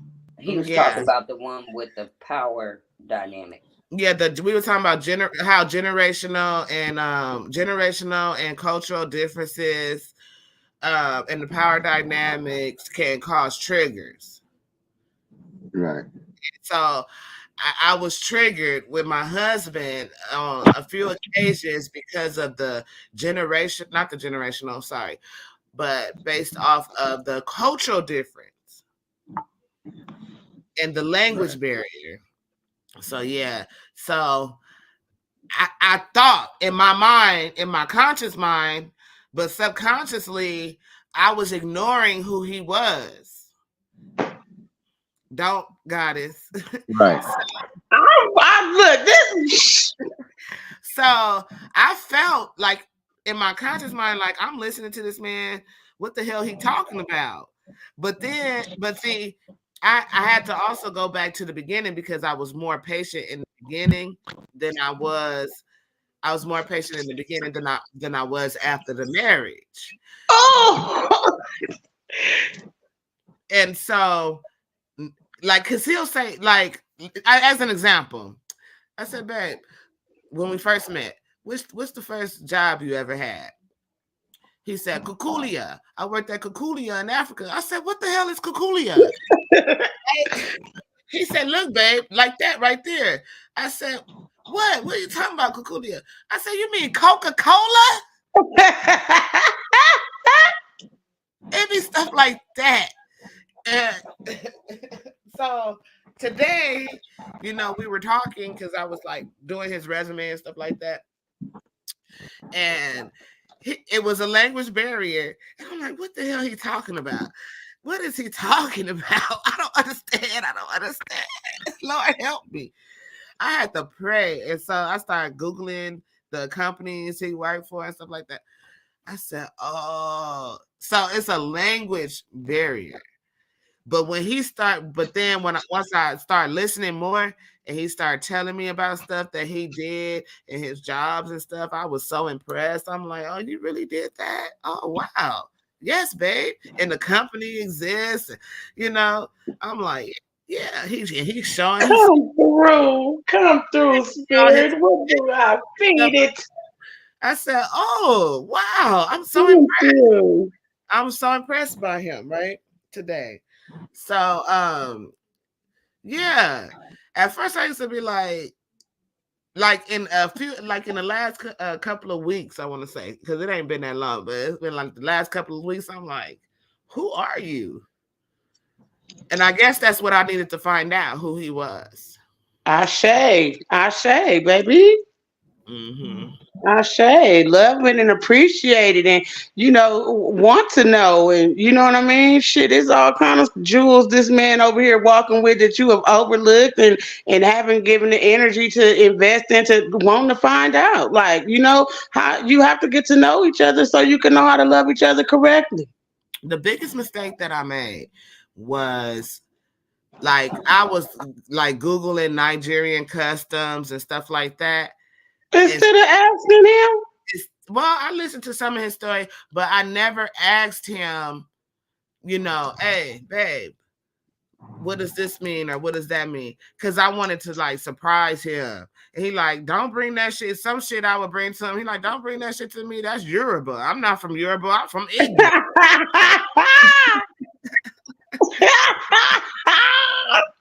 I'm from Igbo tribe, Imo State. Where you bringing me Yoruba stuff? I'm like, oh shit, But you see, you over here trying to Google stuff when you're married to a man that you can have these conversations with and ask direct questions to. Yeah, right, right. So that's my bad. I gotta own that, you know. But thank you for saying that. Thank you for saying my bad. Okay, because we only know when we know, baby. You know, but can you get the results that you want? Absolutely. But you just have to be open that your way is not the only way. There's so many other ways to get into what it is that you want to experience. Mhm. You Right. know, it's all for us to learn. What am I to learn from this? You see? Mm-hmm. You Yeah, can't be closed off. You know, you have to be open minded and definitely. willing. Let So that ego sit down. Bring that ego down and bring that heart space up higher than the mind over the heart. You understand me? yeah. So let me ask you all this. Have you guys ever been triggered in past or present relationships where your partner did something that triggered you and made you resentful? Many times. Well, yeah, in the past, yeah. Can you Many guys give an times. example of something like talk about it? Yeah, I can't think about it right now. I'm Uh, sitting here sipping wine now, so I can't think of nothing. Oh gosh. So wine makes you not think, Paul? He just tired. He don't have the energy. I love you, Paul. You know that, right? Let me give you Too, some sis, I love boom, all you boom, boom, ladies. boom, boom. I got me a little southern homie, and just trying to wind down. Just listening to y'all, I know sometimes I get on here and I ramble and maybe talk a little too much. So tonight I'm just gonna listen to the ladies. Nah, we want you to talk. No, we value your perspectives always, Paul. Now, come on, cause you be coming with that fire. Well, I mean, right now, what you can ask, I can't think of anything, but I can say, I will admit, there was many times, with every woman I've ever dated, and even with my wife, I got triggered by something, and it was like, now, I wanted to say often, bitch, but I had to go. I mean, and even though they were right about the things that triggered me, it is just the fact that maybe it's the way that they would bring it to my attention and me not seeing it that way because I was whatever mood I was in or whatever headspace. I don't know if you guys keep talking. Maybe something will come to me and I give you an example. But right now I can't. I can. I've been triggered by my ex. Well, Paul, a lot of the times, like your responses, like your triggers are the reason why you're triggered is because of some type of trauma that you've experienced way back when in your upbringing or something like that. Then a woman will speak to you in a certain tone or something, because I dealt with this inside of my relationship where he would trigger me and then I'm going in on his ass. And he want to go run for the hills because it triggered him from when his childhood, the way that he had been spoken to, and now here it is coming from the woman that he loves, giving him that same thing. You know what I mean? And I come Right. from the streets. I come from a volatile environment. You understand me? Mhm. Toxic at its Understand. finest. So now when you trigger me, or I feel like I'm not getting what I want from you in this moment, or you not considering the importance of whatever it is that I want from you right now energetically, you not giving it to me. You don't got it for me. You feel me? So now I done spazzed on your ass, but then I didn't remind that triggered him to want to run for the hills because of what happened in his childhood, the way that he was raised, or the things that he was exposed to. I have now triggered these things in him, even though I'm not the person who did it to him, but I'm giving him the same energy that he did receive when he was younger, and it makes him want to run because he can't deal with that type of shit. He's a really peaceful person because of that, you know. Yeah. So I Well, had to say, "Ooh, Tone, watch it." yeah.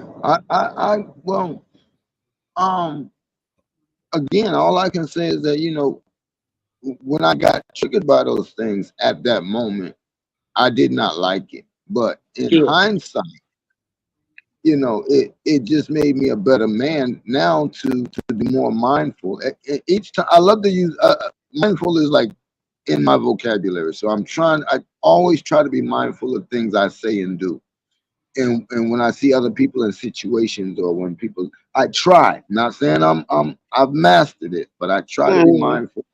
And when I get triggered, it's like anyone else. It's instantaneous.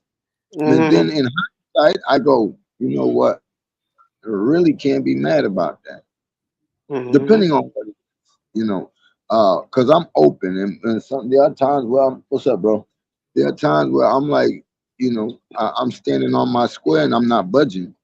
But Mm-hmm. if you make a valid argument, I'm willing to step off a little bit or yield a little bit, concede whatever word, whatever adjective you want to use, and say, meet you halfway on it and say, yeah, you're right, you know, and reconsider Mm-hmm. my actions. So I don't know. For this part right here, I ain't got much to add. Drinking this Thank Sutter you, home. Paul. Mm. You know what? I'll say this. I think if more people self-reflect on themselves, and even in situations that like I said, when someone says something that hits so close to home, Mm-hmm. and sometimes I get it when people trying to hurt you, but when they're Mm-hmm. trying to encourage you or Mm-hmm. just holding the mirror up to your face, you can't be mad at what's in the fucking mirror. It's in the mirror. What are you mad about? Mm-hmm. You You mad, gotta then go it's back and fix it. Go and fix it. Where do it stem from? yeah, go fix it. Mm-hmm. Fix it. Work on it. Right, exactly. I've been triggered previous times, and I've held resentment. I'm the type of person that I my time is the most valuable thing to me. Money is free. When my cousin told me money is free, I started making it for free. Right? So, but when it comes to my time and whatever I spend it on, that's the most valuable thing to me. So I get resentful when, but see, I'm not the type of person that I need all of your time. I just need a little smidget of your time. It's important to you. It's important to have Got the, it? because I like Yeah. my one-on-ones with everyone that I deal with. Like I've had my one-on-ones with Mm-hmm. Shay, I have my one-on-ones with you, I have my one-on-ones with Paul, with Mm-hmm. Greg's. You know what I mean? Everybody that I'm involved with, I do need to have my one-on-ones. You know what I'm saying? Mm-hmm. To create the connection. So for me, it's a trigger when another person can't find that time. That triggers me. That's not, but that's not, they don't, you got to understand that that's how you operate and that's what's important to you. Mm, But to the other person, they may, their way of displaying their love for you or your importance in their life could be a totally different thing than that. You know what I'm saying? Because you see, so you have to figure out who you dealing with, friendships, whatever the relationship is, you have to be open enough to want to know how this person operates and what's important to them. You mm, know, right. you know, because that's the way you value time. That's the way that you should express your love, or that's the way that's very important to you. But that don't mean that it's important to the next person. But they have another way. You see, so that's where the compromise come in at. Mm-hmm. Mm. Um, when it comes to the five love languages, right? Because you say that that's my love language and whatnot. Yeah. I feel like it shouldn't be one. I think that all No, no, you can have them all, I and even more. need to be. I know that some people have a hard time exhibiting all of them from whatever past traumas that they may have. but they should learn to practice all 5 love languages. That is so reassuring. And it blossoms love, I feel, to the highest, you know what I mean? Whether it's acts of service, whether it's um words of affirmation, whether it's what's the other one? Physical touch, gifts, and I forget the last one. Inclusion is one. Wanting Yeah. to be being included or including others. Well, but Mika, all of these things you say, they're named love language, and the most important love and the most powerful love is the love that you experience within yourself before you go out and sharing your universe with someone. You have to know what your universe consists of, and you have to be able to give yourself these things and prioritize that, and be okay with loving on yourself, you understand me, and vibrating on that frequency so that you can attract someone with the same within that energetic field. You see, because when you have that true love, then everything else follows. Can I ask a question? Hmm. This for Goddess. Could you go into any one of you, Mika, Tila Shay, or Goddess, go into what does loving yourself look like? Me. No, but I'm saying, like, Loving what? yourself, because Loving yourself is not about what it looks like. What it is what love is a it's a frequency. But to me, love is radical self acceptance. Self love is like unconditional love is radical self acceptance. To me, that's the way that I would explain it. To be able to accept all parts of yourself. You understand me? Because when you do that, then you're not reaching outside of yourself to acquire any feeling or any knowing. It's you knowing and loving on yourself unconditionally. So when you're able to do that, which is, what do it look like? Not having boundaries. It looks like having boundaries and not allowing anyone in any situation that is less than your value, the way that you value yourself based on your energetic currency that you have for yourself. Never allowing anything or anyone ever, no matter what it looks like, standing up for yourself and honoring yourself and walking in your power. You understand me? Knowing who you are, loving who you are. You see, because the world teaches us not to. It's not too much of the world out here showing us and teaching us how to. We ain't raised by people that actually possess that love for self. You know what I'm saying? You see, it's not impaired. It's never. It's not in. It's nowhere is taught love for real. Real love, unconditional love, and positive regard for yourself. You see, that's what it is for me. I figured it out, and I've been on the journey for, you know what I'm saying, for many a years now, and I'm free. And the experiences that I have with myself is the experiences that I would love for everyone to have within themselves. for me, it's about cleanliness. It's about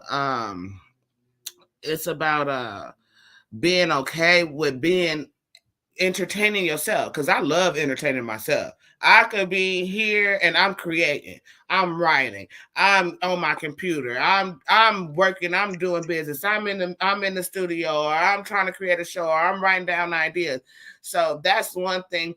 And then looking at my son and everything, and from his transformation, like I said, like get up every morning, have a goal, like reach that goal. You know what I mean? Like I got something that I'm trying to attain.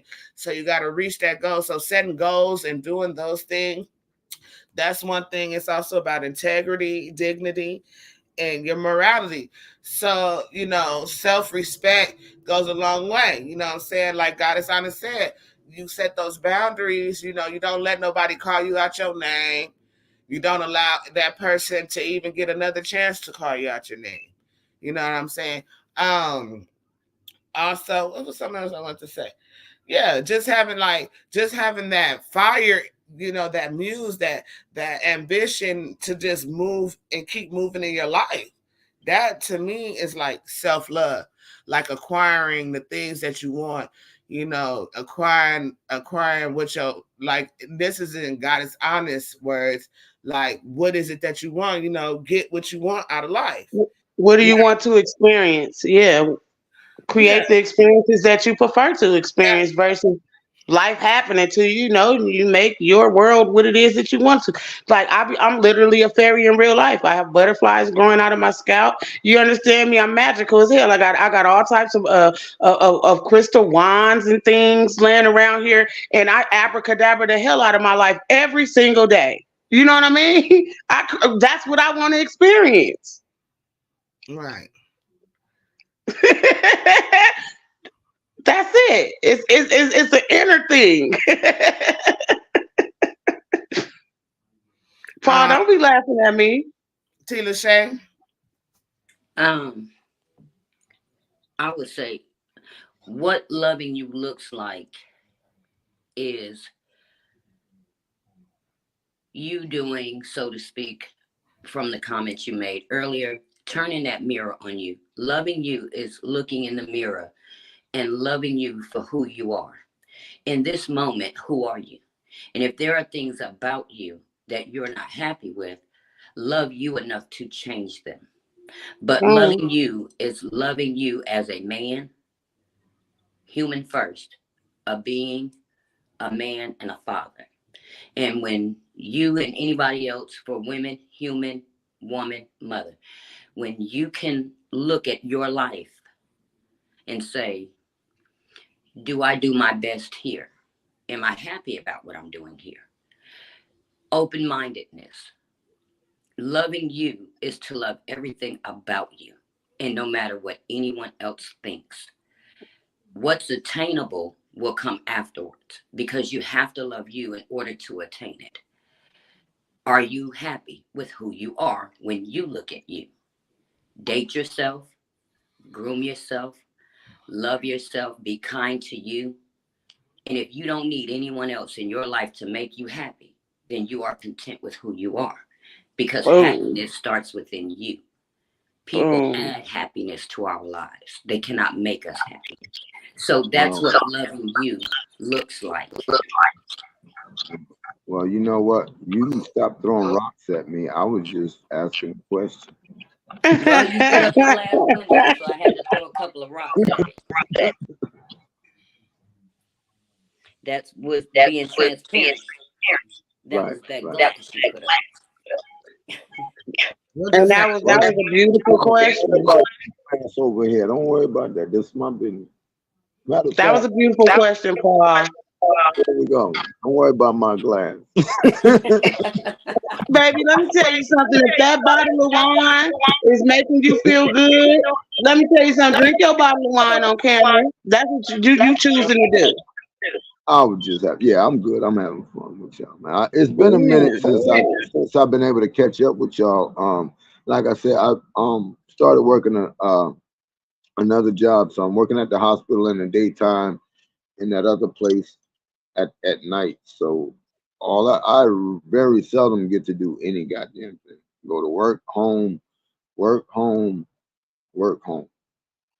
And today, well, this week I'm only working 5 hours at 4 to 5 hours at night, and I work anywhere between 8 to 10 hours during the day. So I'm keeping myself busy. Trying to stack my little bank account. Get out of debt and get my shit together. And I'm looking for a wife. Somebody daughter somewhere gonna get it. Well, Paul, start practicing some of the stuff that we just discussed within yourself and prioritizing that.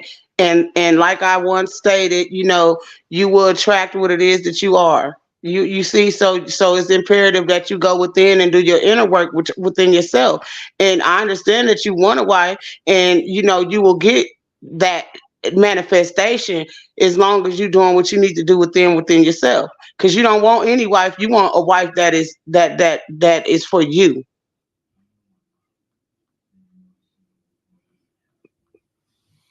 Oh, Paul, Nick, I'm sorry, I have muted you. Oh, why are you? oh, sorry. I'm trying to unmute you and you mute. I'm sorry. What is my background bad? Am I echoing? Yeah. It was. Oh, okay. Anyway, yeah, I'm good though, man. Just going to work, spending time with my youngest daughter and my grandchildren whenever I get a chance, you know. That's good. And seeing I had all let's see, I think six. I think it's six of them. I can't count right now, so excuse me. So all six of them was over a couple of weeks ago, and I just had the most granddaddy time of all. Yeah, dude, I just had the most granddaddy time of all because it ain't often I get to be off, and I was off from both jobs. You know what I mean? I was like, how the fuck did that happen? But I'm thankful, you know. And it just so happened that both of my girls was out and about and was like, "Daddy, are you home?" And I'm like, "Yeah." And they both showed up, and neither one of them had talked to the other. You know what I mean? And that was like That's beautiful. to me, they didn't even know that the other was coming. You know, so I got to see all my grandchildren. So I had a blast with the boogers. I enjoyed myself.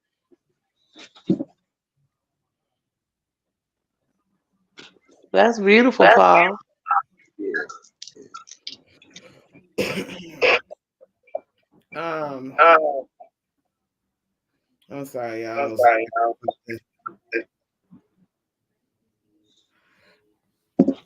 Let me go to the next.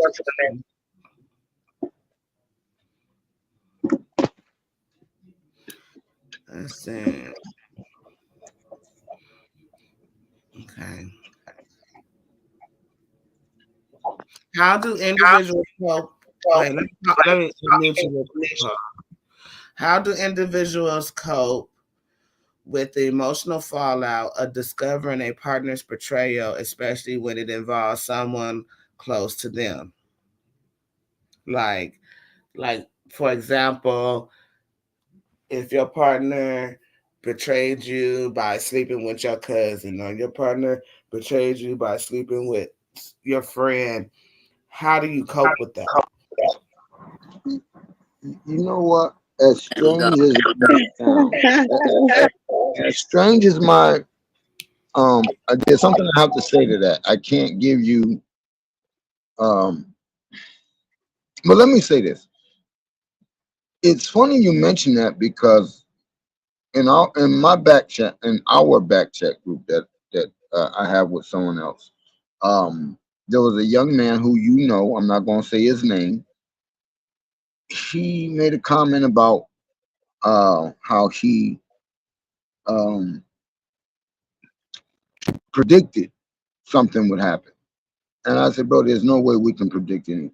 What we can do is mentally prepare ourselves. What we can ask ourselves, if this happened, how would I react?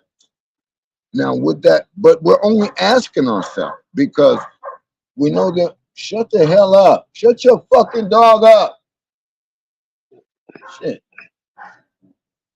We can only ask ourselves, what would I do, in hypothetical situations, right? Would I would I lose control? Would I say fuck it? Would I confront and then just want to talk? I don't know, but I know I have choices, and I always try to examine what would I do in that situation. And in this situation, like you say, let's say betrayal of let's say oh, here's one. Uh-oh, my friend calling. Sorry, I'll be right back. Paul be out here catching them balls, don't he?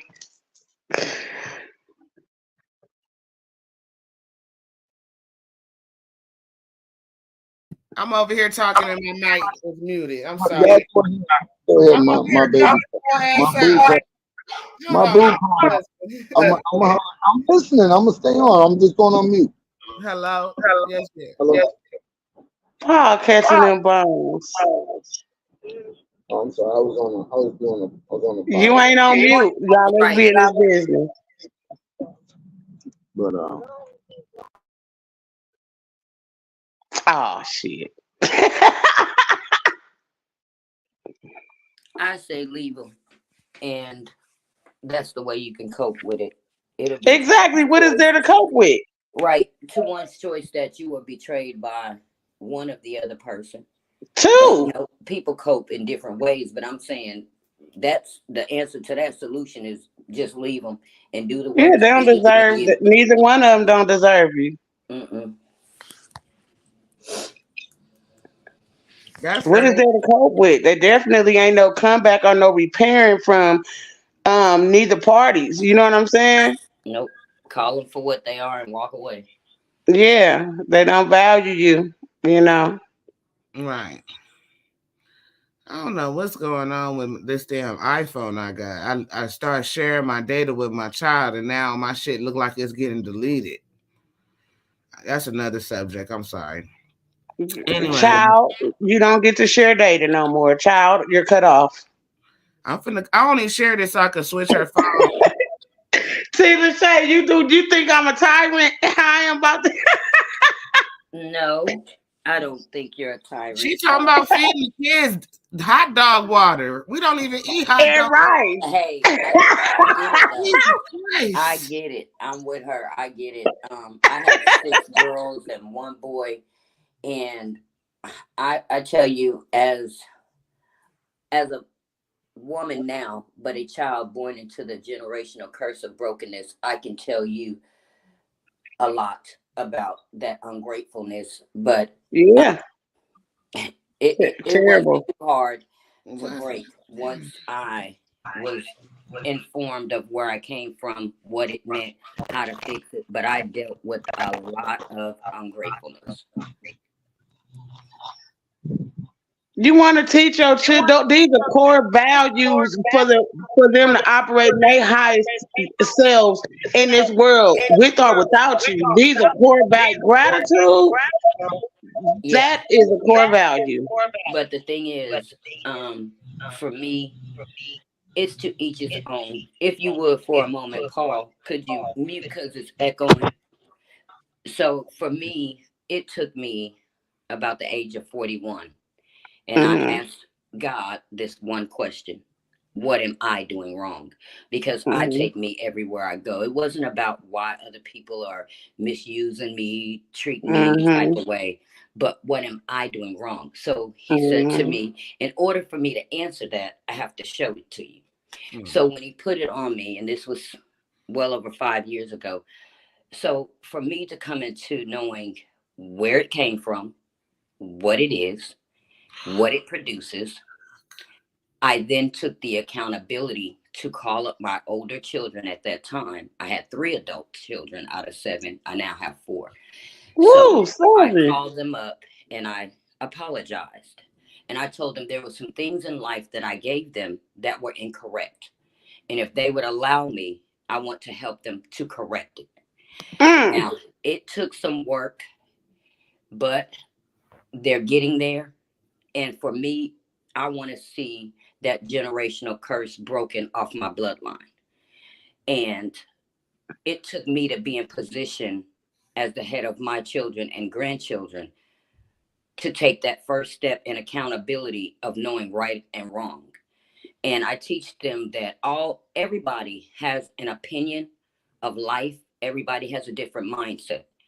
But for me as a believer, those dots that connect has to connect because he laid out a path that is direct. He didn't zigzag with it. He made that path direct. Walking under him brings us what we want from him. So that's where I am, and that's how I teach them as to know what brokenness is. And as I've been working on my book, I won't say too much, but I call brokenness a tree, being that it started in Genesis. I call it a tree. And there are about 25 branches to this tree. And I named them all as entitlement, misplaced expectation, narcissist, user, liar, selfishness, abuse of all kinds, mental, verbal, emotional, physical, alcohol, drug abuse, um, suicidal thoughts, um, even mental illness, misdiagnosed mental health. It's a bunch of them that I branch off from this one tree, and I go into definitions of what all these things are, and then I've laid out ways to show in people's life that trauma is what it is to them. And most, and from just statistically, all broken people are the only ones who stay in toxic relationships. And being that no one is perfect, I choose to use broken and flawed. Some people can say normal, irregular, whatever, however they choose to call it. But that's me because no one's perfect. So, I say unhealed, Miss T. Lachey. well, what I mean by flawed is this, because no one's perfect. So, say for instance, you have a man or a woman, they're dating someone, and let's say the man punches her. Now, with what she was raised, she's either walking out that door right then and there, or she believe in second chances. But if he does it again, she's gone. No looking back. I'm over it. I'm done. I'm gone. Mm-hmm. But the reason I call that flawed is because we were made to err. So if there is nothing perfect and brokenness has the name of brokenness, then that means everyone else outside of brokenness is flawed because we're not perfect. Mm-hmm. And I, for one, go over time heals all wounds. Time alone does not heal all wounds. I think that statement is a little indirect. The It's just work like it's does. just like any deep scar. If you don't tend to it, put things on it, it will heal unhealthy looking, or it'll heal crooked, Mm-hmm. it'll heal real big and nasty. But if you love on it while you heal it, it will heal to its best capacity. Just like humans, we can't just sit around, or well, we could because some people do. They go five Mm-hmm. years and, oh, I'm over it. But as soon as they're triggered, they regurgitate it up on other people. And I didn't Mm-hmm. get to speak on that at the time, and that's fine, but I want to touch on it a little bit because it The almost went to what projection. you were saying, Goddess. The reason why I don't have many triggers, if any, is because the people now in my life aren't the people then who hurt me. So I give Mm-hmm. the benefit of doubt to people. What used to trigger me was hearing the name of the person that raped me when I was 12. But eventually Mm-hmm. I had to get over that because that name is a million names wide. Mm-hmm. But as far as like me going through an abusive relationship and then somebody yelling or, saying something that was no, because that was them and this is me. I have Mm-hmm. truly forgiven those people because hurt people hurt people. Mm-hmm. So for me, it's to each his own. Whoever is in front of me, I deal with you how I deal with you. I don't tend to want to throw back the past and bring it back up on them. I Mm-hmm. truly forgiven my past. I say.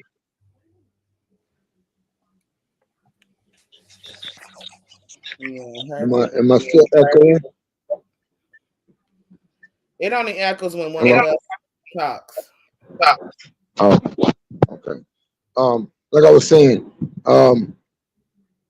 it's a couple of connections I want to make to what I was saying. One is that I was talking to a young man that you know, Mika. I'm not gonna say his name, Mhm. but um, damn it, what the fuck was? It was about he predicted that something would happen. Oh, okay, yeah. How to deal with betrayal, right? We can only try to if I'm one of those people that sometimes when I experience something, I reflect on it. You know what I mean? And even regardless of how I reacted to it, whether it was violent or docile or whatever my reaction is, I always go back and go, what could I have done different? What could I do should it happen the next time? You understand? So if and the reason here's my other connection to that when you mention that. I remember I was about 16 years old, 15, 16 years old in Connecticut. And there was this chick I was really liking. But it was just one of those days I didn't feel like being bothered with anyone. This was back when we had home phones. So my cousin answers the phone. He comes in the room and he says, "So and so's on the phone." I'll say her name, fuck it, because she probably wouldn't remember me anyway. He says, "Tanya's on the phone," and I go, yeah. So he said, "You don't want to talk to her?" He got the phone like this. You know how you hold it close to you. You know. I'm like, "I don't want to talk to her." He said, "You don't want to talk to her? You want me to holler at her for you?" I said, "No, man, just tell her to call me later." I didn't think much of it. I go in the living in the kitchen. As I'm going to the kitchen from the room, you go through the living room. This nigga's on the phone and he gets quiet, and this is not like him, right? Usually he just going, whoever, whatever. He gets quiet. I didn't think much of it. When I came back out the kitchen, when I was in the kitchen, he's talking. I come out the kitchen, he's quiet. Something told me he's talking to Tanya. So I asked him, I said, "Man, you talking to Tanya?" "Why you say that?" "Because I just noticed every time I walk through here, you get quiet, and that ain't like you, dog." So, uh, no, well, yeah, what if I am? So we get into an argument. So now I think about it like this. If someone I know is trying to go after someone that I'm into or I'm with or whatever the case is, fuck both of them. Yeah. Fuck both of them. I don't give a fuck. At that point, am I hurt? Yes. But how am I going to fight either one of them? Probably not. Probably not. Now, it might cross my mind. I'm not going to say it wouldn't. I'd be a fucking lie if I said it Right. wouldn't. But more than likely, it would be like, you know what? Fuck them. I hope they both fucking burn each other in the throat. I hope they both catch me in the throat. I don't give a fuck. I mean, so it's all about how you process it. Because, like I said, the young man kept saying, "Oh, no, I knew this was going to happen." No, you didn't know that was going to happen. Because if you knew it was going to happen, then you would have had a better response to how you would have reacted. And when I asked you, how would you, now in hindsight, how would you handle that? He says, "Oh, well, when I was a kid." No, you're not answering my question. How would you, if you had to do over with the same outcome, how would you handle it? This motherfucker didn't want to give an answer. And the fact is, you are emotional. You're still emotional. Admit it to you. It starts with admitting to yourself that you're an emotional person and you have to do some inner work. Because if you feel like I would react the same way in hindsight, I would react the same way. If it's some hostile shit, then yeah, you got some inner work to do, in my opinion. You know what I mean? If you're gonna result to, yeah, I'm gonna call her a bag of bitches, and would you do that again? Yeah, sure. What? Yeah, you got some emotional work to do. Right. A lot of work to do on yourself. Because I know there's many times I've done some things, and I go, what could I have done differently, and what would I do differently if it happened again? Or Now, what of course, caused me to respond in that way from the get go? Getting to the root of it. exactly. So I mean, it's a self reflection thing. I think a lot of people really need to, as we were talking about, self reflect, look in the mirror, and then find out who you are. Are you really comfortable with that part of you? So I mean, that's my answer. And this is about to go dead, so I'm gonna have to get on my phone.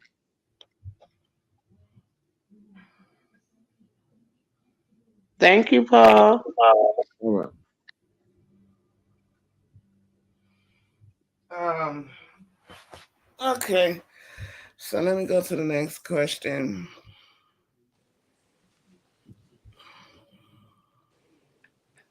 Are there warning signs or behaviors that could indicate a partner is hiding something significant? And how can individuals navigate addressing these concerns in a healthy manner?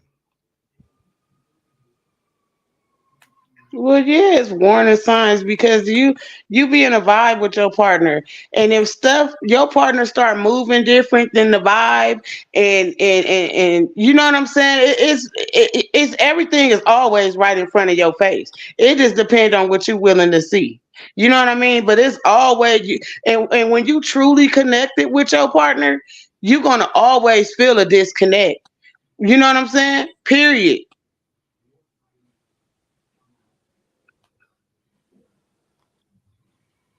Mm.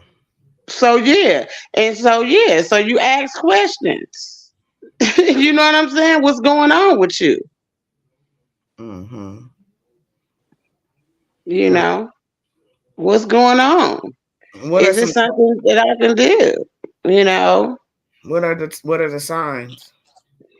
just say you and your partner is in a routine, okay?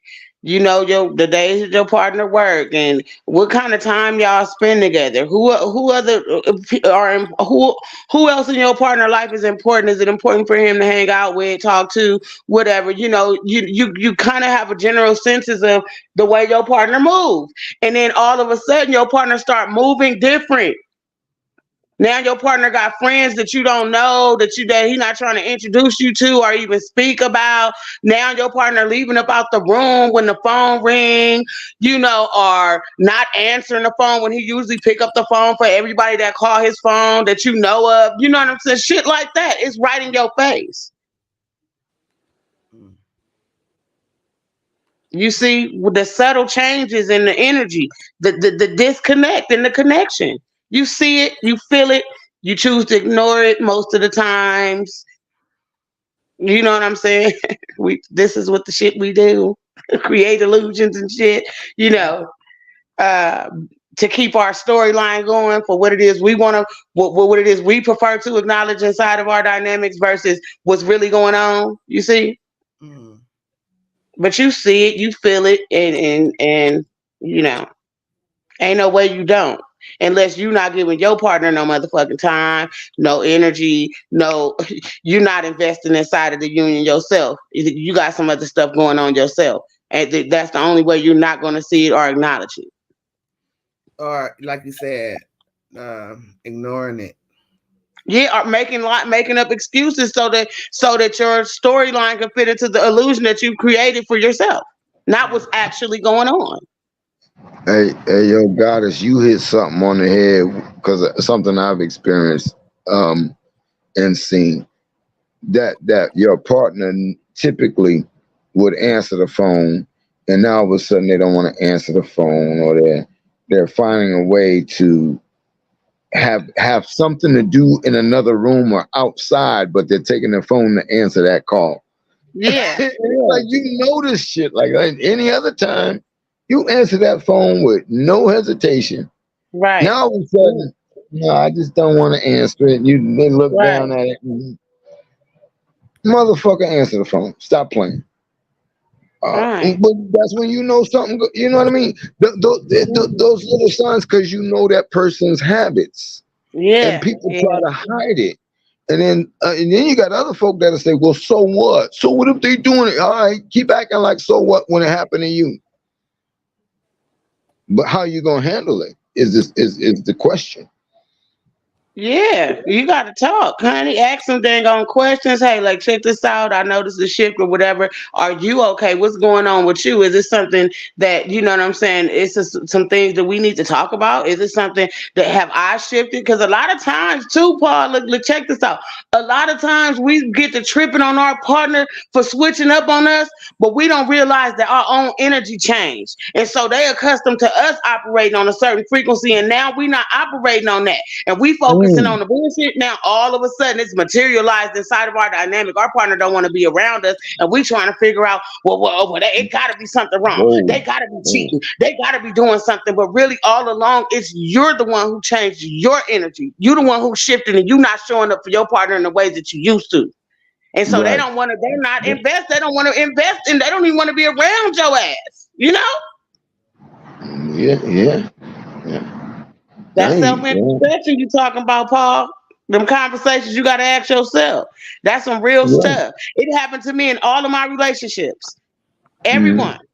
It happened to me. My partner switched up on me, and I'm thinking, oh, they just lose interest. But that ain't what it is. I changed my energy and didn't Right. have no communication skills. Ooh, we look at all them legs up there. What? I'm sorry, I'm looking at my. Oh, y'all. Oh, get your mind out the gutter, bro. What are you talking about, yo? I You forgot don't what see. we talked You about. don't see. You don't see what I see. Paul living his life. Okay?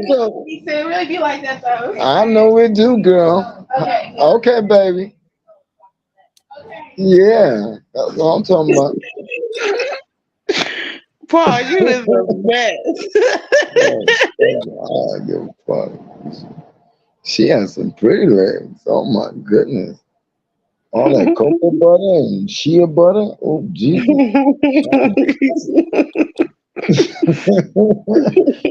Alright, I'm sorry. I should have went on mute, but it's too late. Y'all already heard it. So fuck it. It's a cancer thing. You know what I mean? And shit, Yeah. right now I'm single, so I can look. I can Google all that. I You ain't can do touching that. You nobody. can do I'm not, that inside of a relationship too. You know what I'm saying? Keep it funky. You can do yeah, all of that. Be yourself. yeah, but you can't say that when you're in a relationship with some folk. You know what I mean? Because they like, Well, that's why you know, that's why you're gonna be in a relationship with your folk. You're gonna be in a relationship with somebody that you can be completely yourself with, that does not take offense with you acknowledging or indulging, you know what I'm saying, in other things. You know what I'm saying? Hell, if you with a secure woman, she not gonna mind you looking and if she really secure and really open minded, she not gonna mind you verbalizing that. But see, you got to see what vet the women that you're dealing with. Relationships is not prisons, man. I refuse.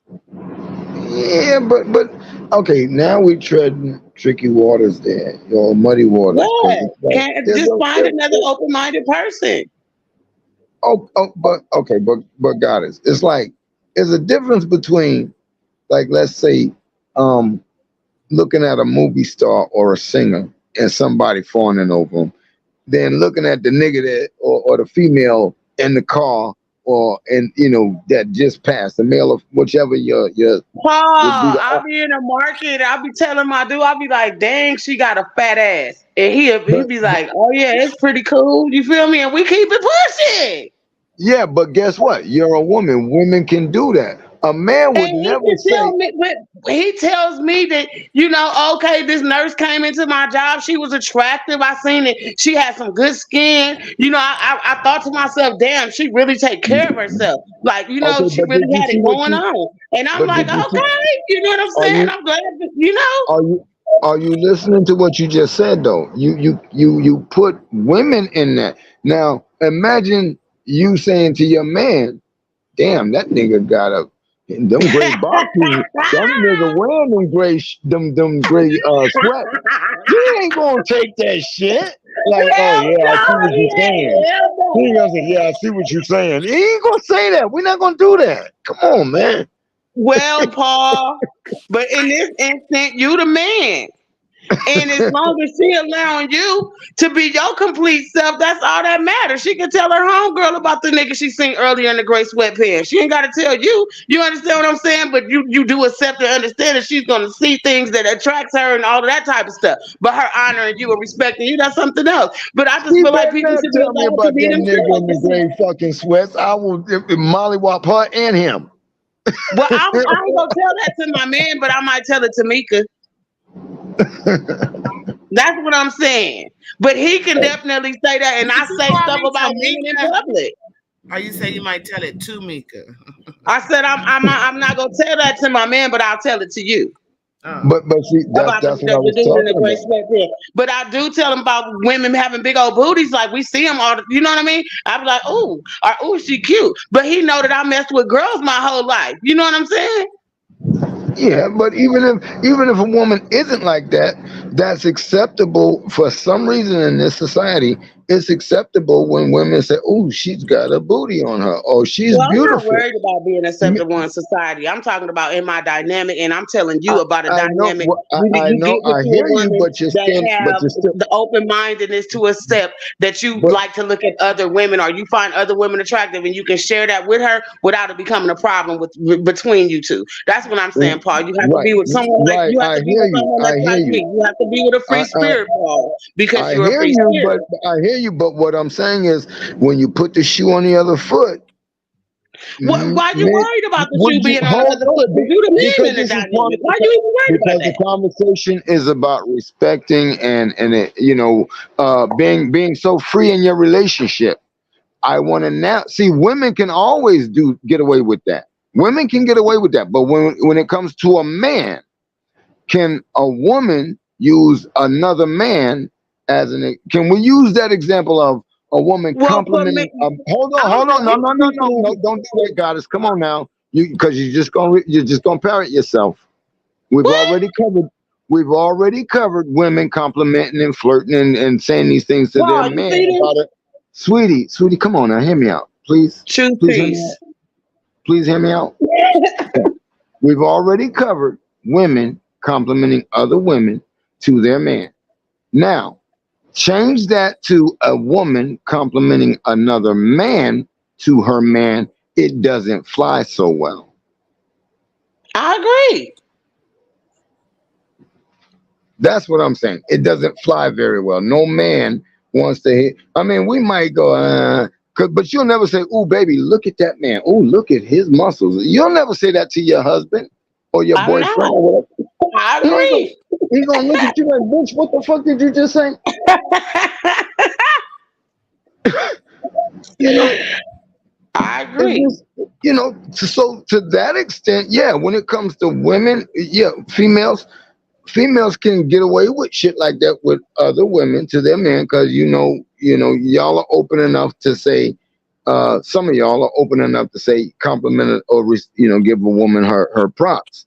She looks good, she's nice looking, and men are open enough to say, yeah, he a good looking dude, but we're not going to verbally say it to nobody, and you better not tell me as my woman, damn, don't that motherfucker handsome, ain't he?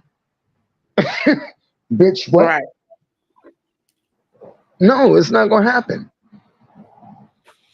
It's not. No man in his right mind is gonna say, yeah, yeah, baby, I see what you see in him. That's not how it works. This has been an interesting conversation. Thank you guys Paul for, got me. cause baby, I'm over here trying to multitask. What you doing now, child? It's some business, some paperwork. You just let us go on and on and on. Yeah, because originally, it was a show that was developed, kind of something like how Paul did last time when he called me, and I'm like, do the show, and Here it we was go. a situation. Oh, when I called you and didn't make it, you still, Girl, Nika, come girl, you on, know how man. Paul. You see how he just got that phone call and he was about to hang up on us real fast. You know how Paul be moving with them And bones, that's honey. exactly what happened that day. He got a You phone know how call. Paul be moving. But He a hopeless romantic, girl. He be trying to get his own, listen, okay? Paul, when's your listen. birthday, Paul? It's my birthday. Is the day I was born. That's my birthday. Okay, what's your birthday? Goddamn. Don't play with me. June 28th. I You're a just told Cancer. you, June 28th. Wait, you're a Leo or No, Cancer? I'm a Well, crocodile.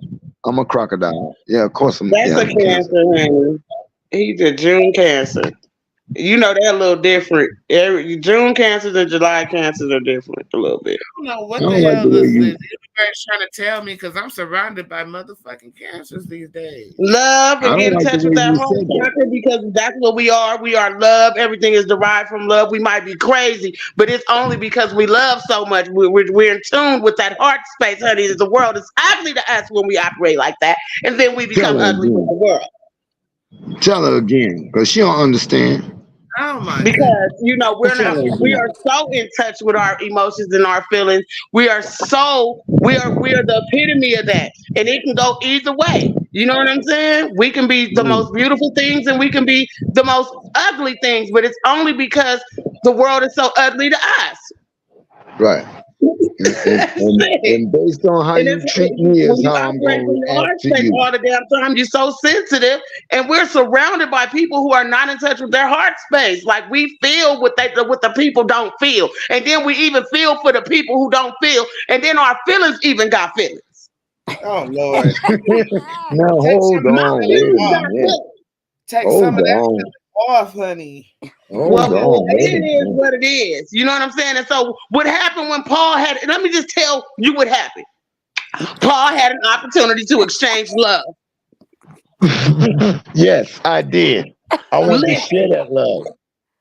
Whatever. Exactly. I want to share it. Love I'm is a beautiful thing.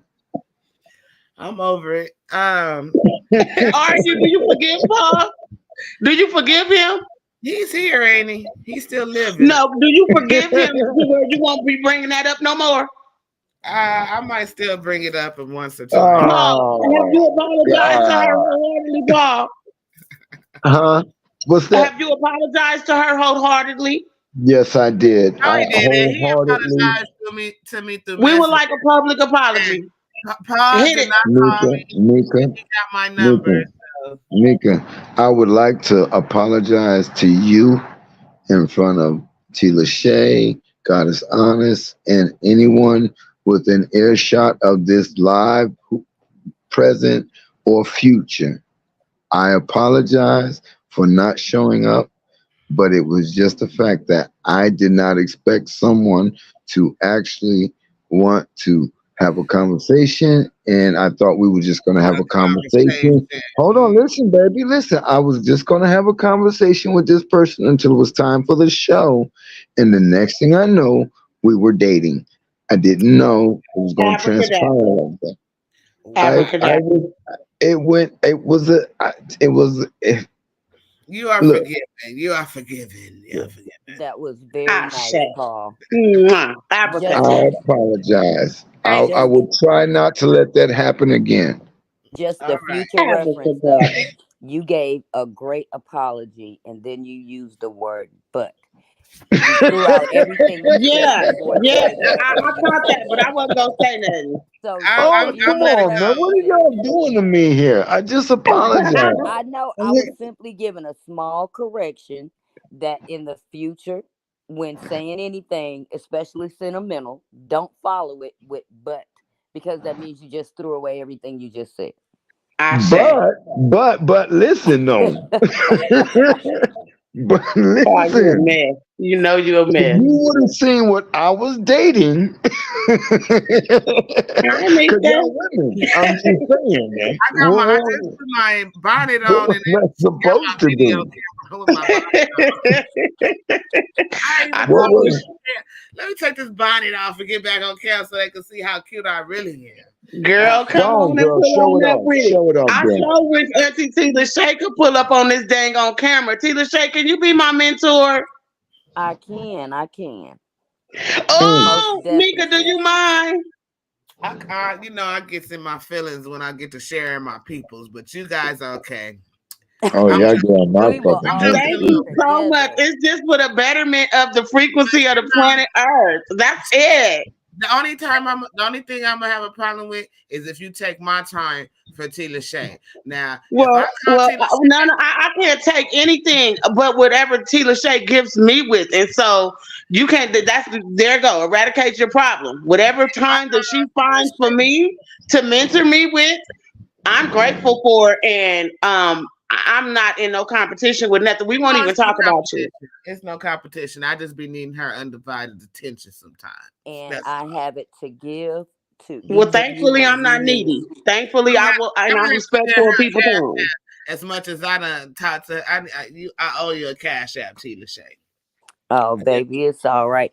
I mean, I'm sorry. I normally don't, but it caught me off guard. I appreciate that, Mika. But we good.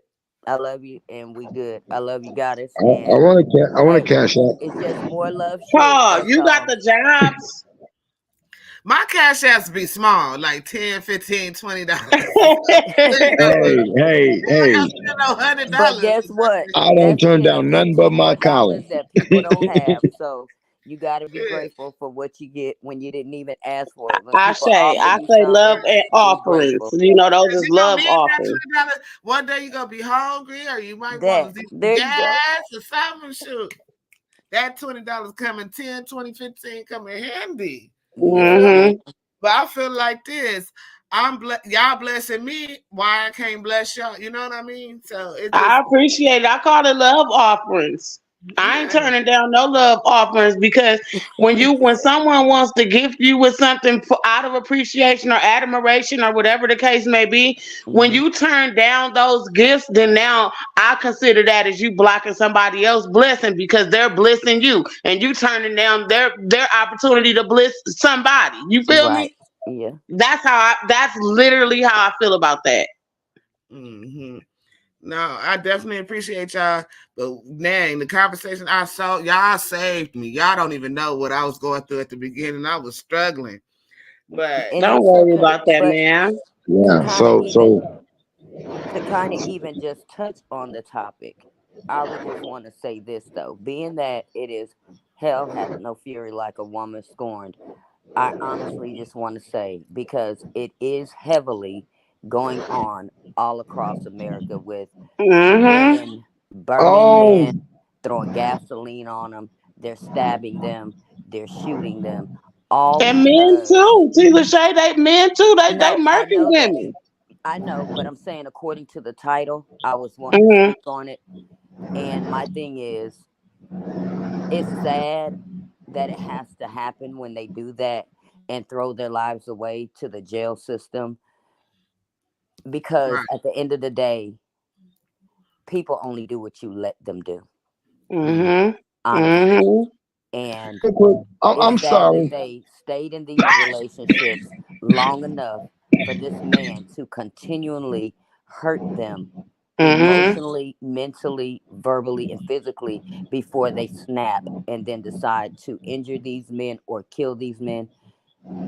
It's sad. When That it's you always know been what? an option to walk away. The option to If walk away has always been there. Yeah. I did not realize the title of the show was well, I saw it, but it still didn't hit me because when I came on it, I didn't hear any of that. The conversation didn't sound like that's where it was going. But that's interesting you brought that up again. And just real quick, I don't know, have y'all seen? I posted it. I think I shared it in the back chat where this woman posted her child's father's address and made a comment about his ops in Chicago, and he wound up dead because Wow. she said something about it's amazing my husband Wow. my child's father is still alive with all the ish he's done, all the people he stole, he snitched on, and all the people he robbed. He does not live at XX address, and he is not there at. I was like, whoa. Now, typically, I would Mm, not ask. I would not say, what the hell mm, did he mm, do? mm. But this made me say, what the hell did he do for her to want to put him on blast like that for his ops, as it said, to find him? That was wild to me. You know what I mean? I came But across this that. is the thing about that. And it could be two ways because they do mean two totally different things. She was not mindful before doing that of two things.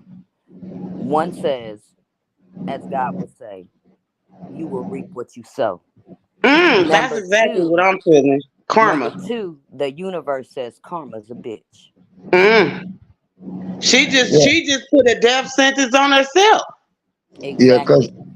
yeah, he's dead, and now that child, now she could face criminal charges. Now you basically putting your child in the system.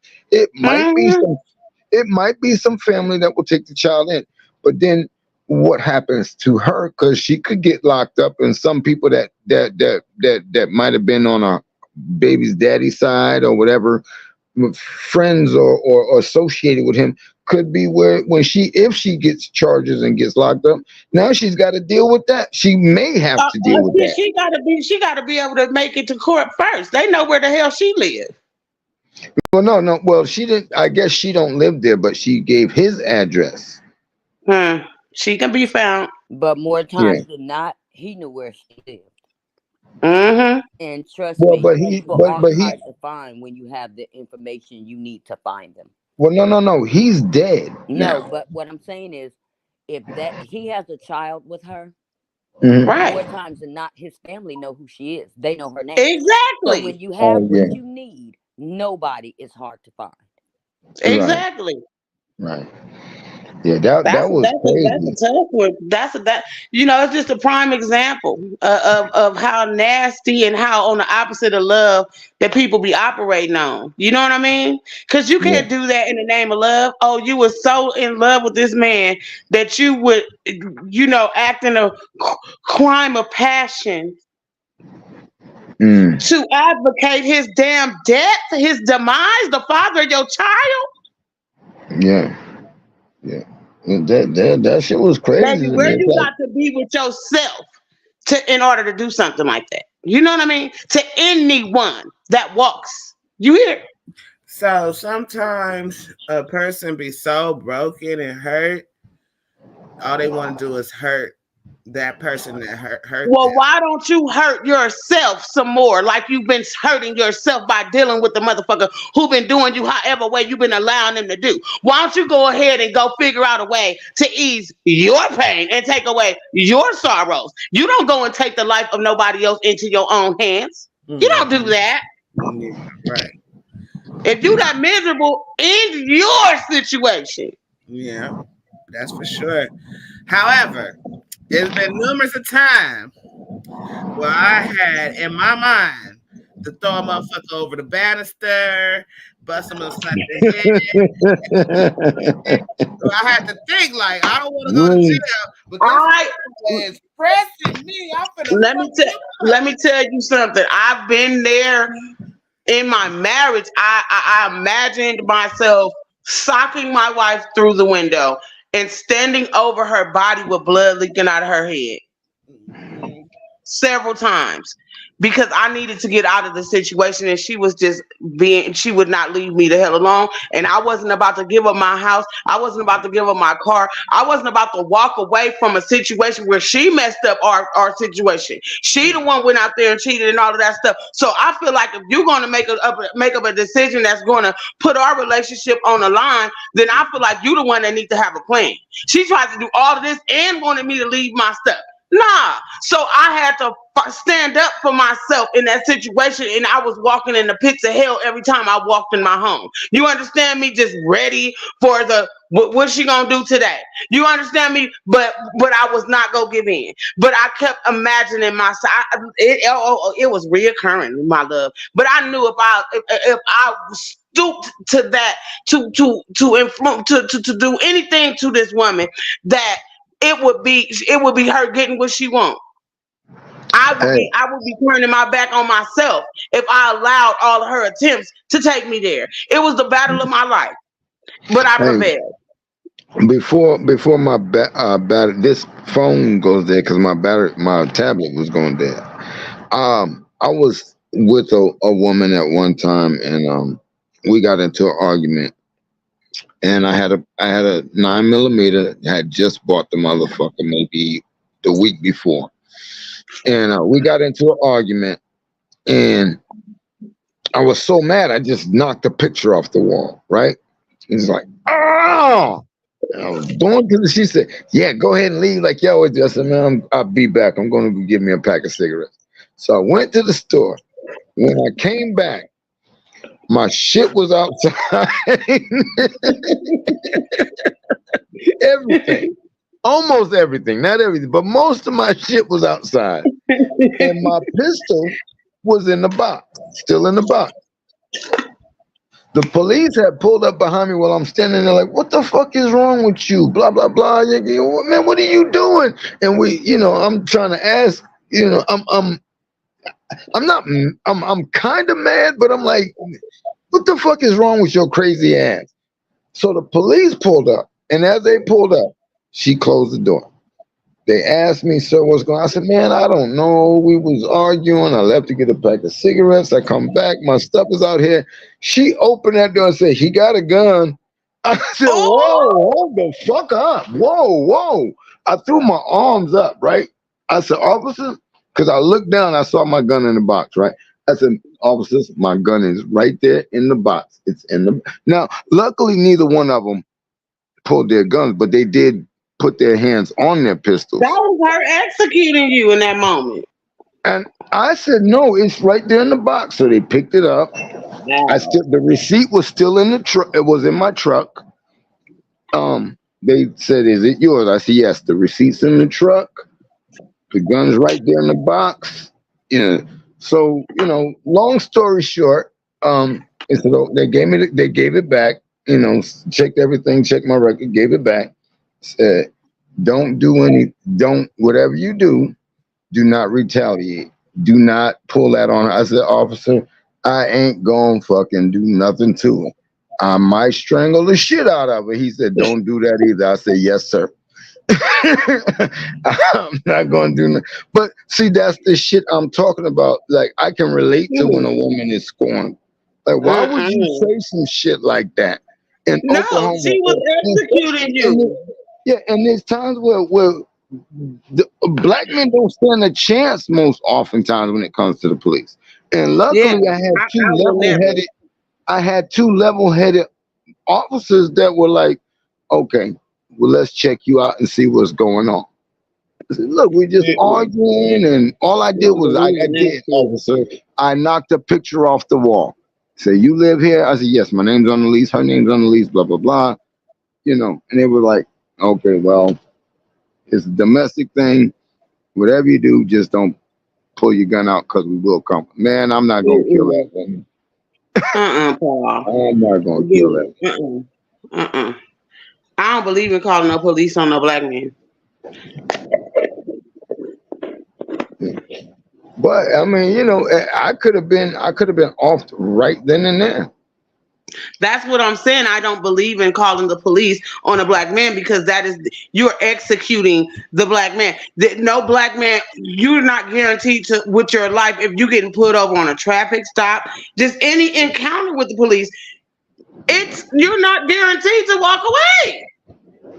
In my case, I didn't care. I called the police on a black man, especially when he kicked me in my stomach pregnant with our first child. So, yes, ma'am. Well, that's different. Yeah. I don't have those volatile situations going on. That's different. Because I will. It depends. We different.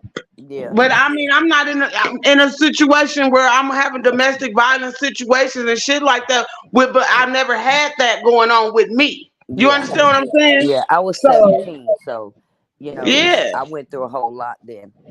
Yeah. In the climate, when you were 17, it was different then too. Yeah. For them. It really was. That was a different time, But way to pick them, Paul. Oh, I'm here. I'm just ain't saying nothing. I'm here. I said, way to pick them.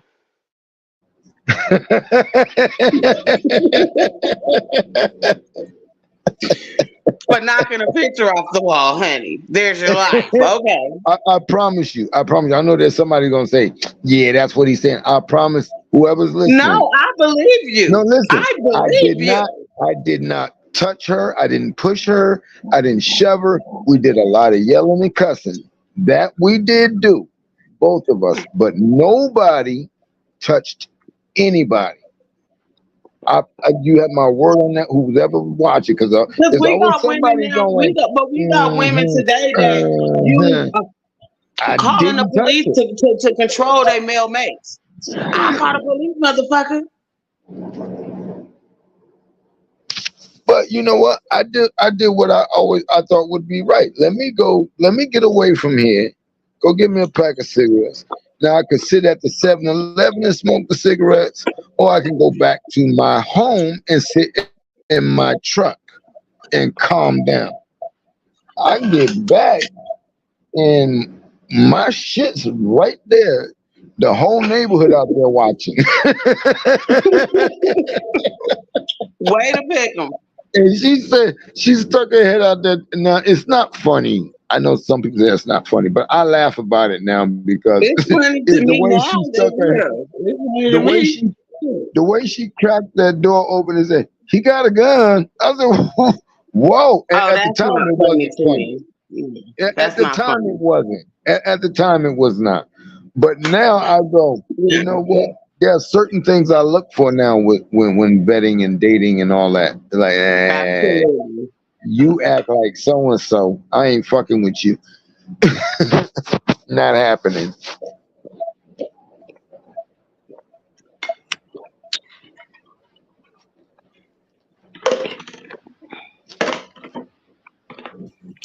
Final Yeah. thoughts, you guys. Let's get to the final thoughts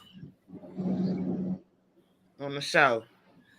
We'll start with T. Lachey. I love it as usual. I enjoyed it. Thank you, Mika. I enjoyed everyone.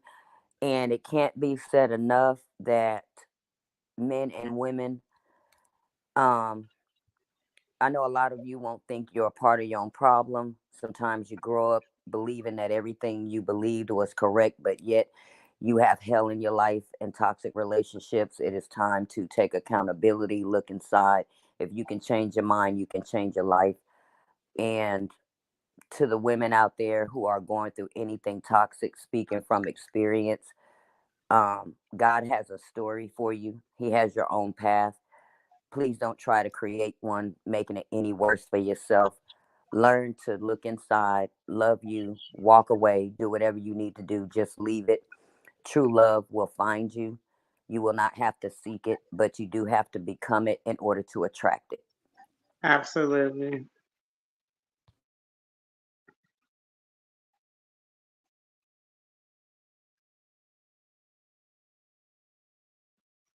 I'm sorry, I was muted. Goddess Honest, final thoughts. Um, I'm gonna piggyback on what Tila Shay spoke of. Just going within and finding going on a healing journey and showing up for yourself as best as possible before you even try to involve yourself in sharing your universe with someone else, because when you become the love frequency, then you attract the love frequency, and the only way that you get to there with yourself is by going within, you know what I mean, and actually showing up for yourself and taking accountability for the role that you play in the outcomes that you don't wish to experience today, and getting down to the root of things so that you can create the life that you deserve. You've always deserved it. We all deserve true love, but it starts with you. And so that's what I have to say. And I love you ladies, and Paul, I appreciate everyone. The build was beautiful per usual. Um, Oh, pretty smile. You making me smile. You making me blush. get your final thoughts in, Paul. Goddamn. What's going No, on? I don't really have any final thoughts because this is hindsight. Yes, the title was "A Woman Scorned," and I totally missed all that. It don't I mean, matter. but okay, I'll say this. I guess my final thought would be learn yourself, male and females. Learn who you are, what you'll tolerate, what you won't tolerate. And at some point, you may have to be um, compromising.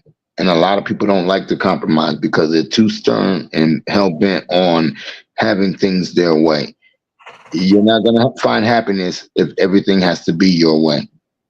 Absolutely. So learn to I be don't know what you're talking compromising. about. It's my way or the highway. Goddamn. Just stop Okay, talking. okay. So let me Good finish luck it. with that. Let me finish it. Let me finish it. Do what you need to do to make yourself happy.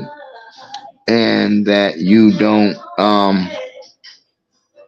drag someone or create a hostile or toxic environment through your own actions. That's my final thought. Paul, you got the slow jams playing in the background, bro. What's going on? Mind your business. Mind your business.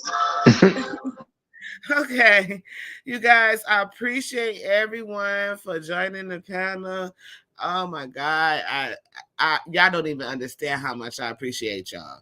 I love the energy. It was so fun, you know. And for those who watch in the, like Paul said, right now, in the future, in the present, or in the past, make sure you subscribe to the Paradigm Shift on YouTube, as well as the whole effing show, and Mika Wash, MEIKAWASH.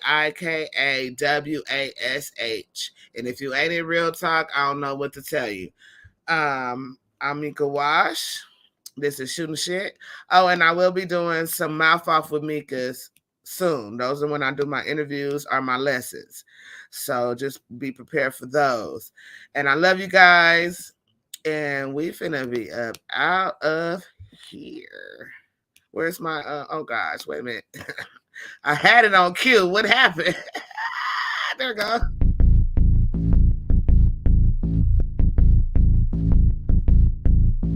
Show who you are. Good Rick is your kid and bit the forbidden. As it was written, you overbidding. With the heathens, karma is a bitch, so how you living? Pray for my enemies, unforgiving. Cast the pearls on hog moms and chitlin'. If it's too hot, get your ass out the kitchen. Finger licking good, good looking. Stewing in the stew, I'm cooking. You psyched out, paranoid and shookin'. Shook the table, spades I'm booking. Get prepared for this ass whooping. Listen to the words being spoken. You were talking, I'm awake and woken. While I'm spitting this, got your spit, got choking. Era up, a glimpse in my world, eyes shut open. Parallel in my mind, I'm chosen. Reverse the time, heart frozen. Antarctica, cold as ice. Casting locks, rolling dice. Mean as nails, I'm nothing nice. They persecuted me like they rejected Christ.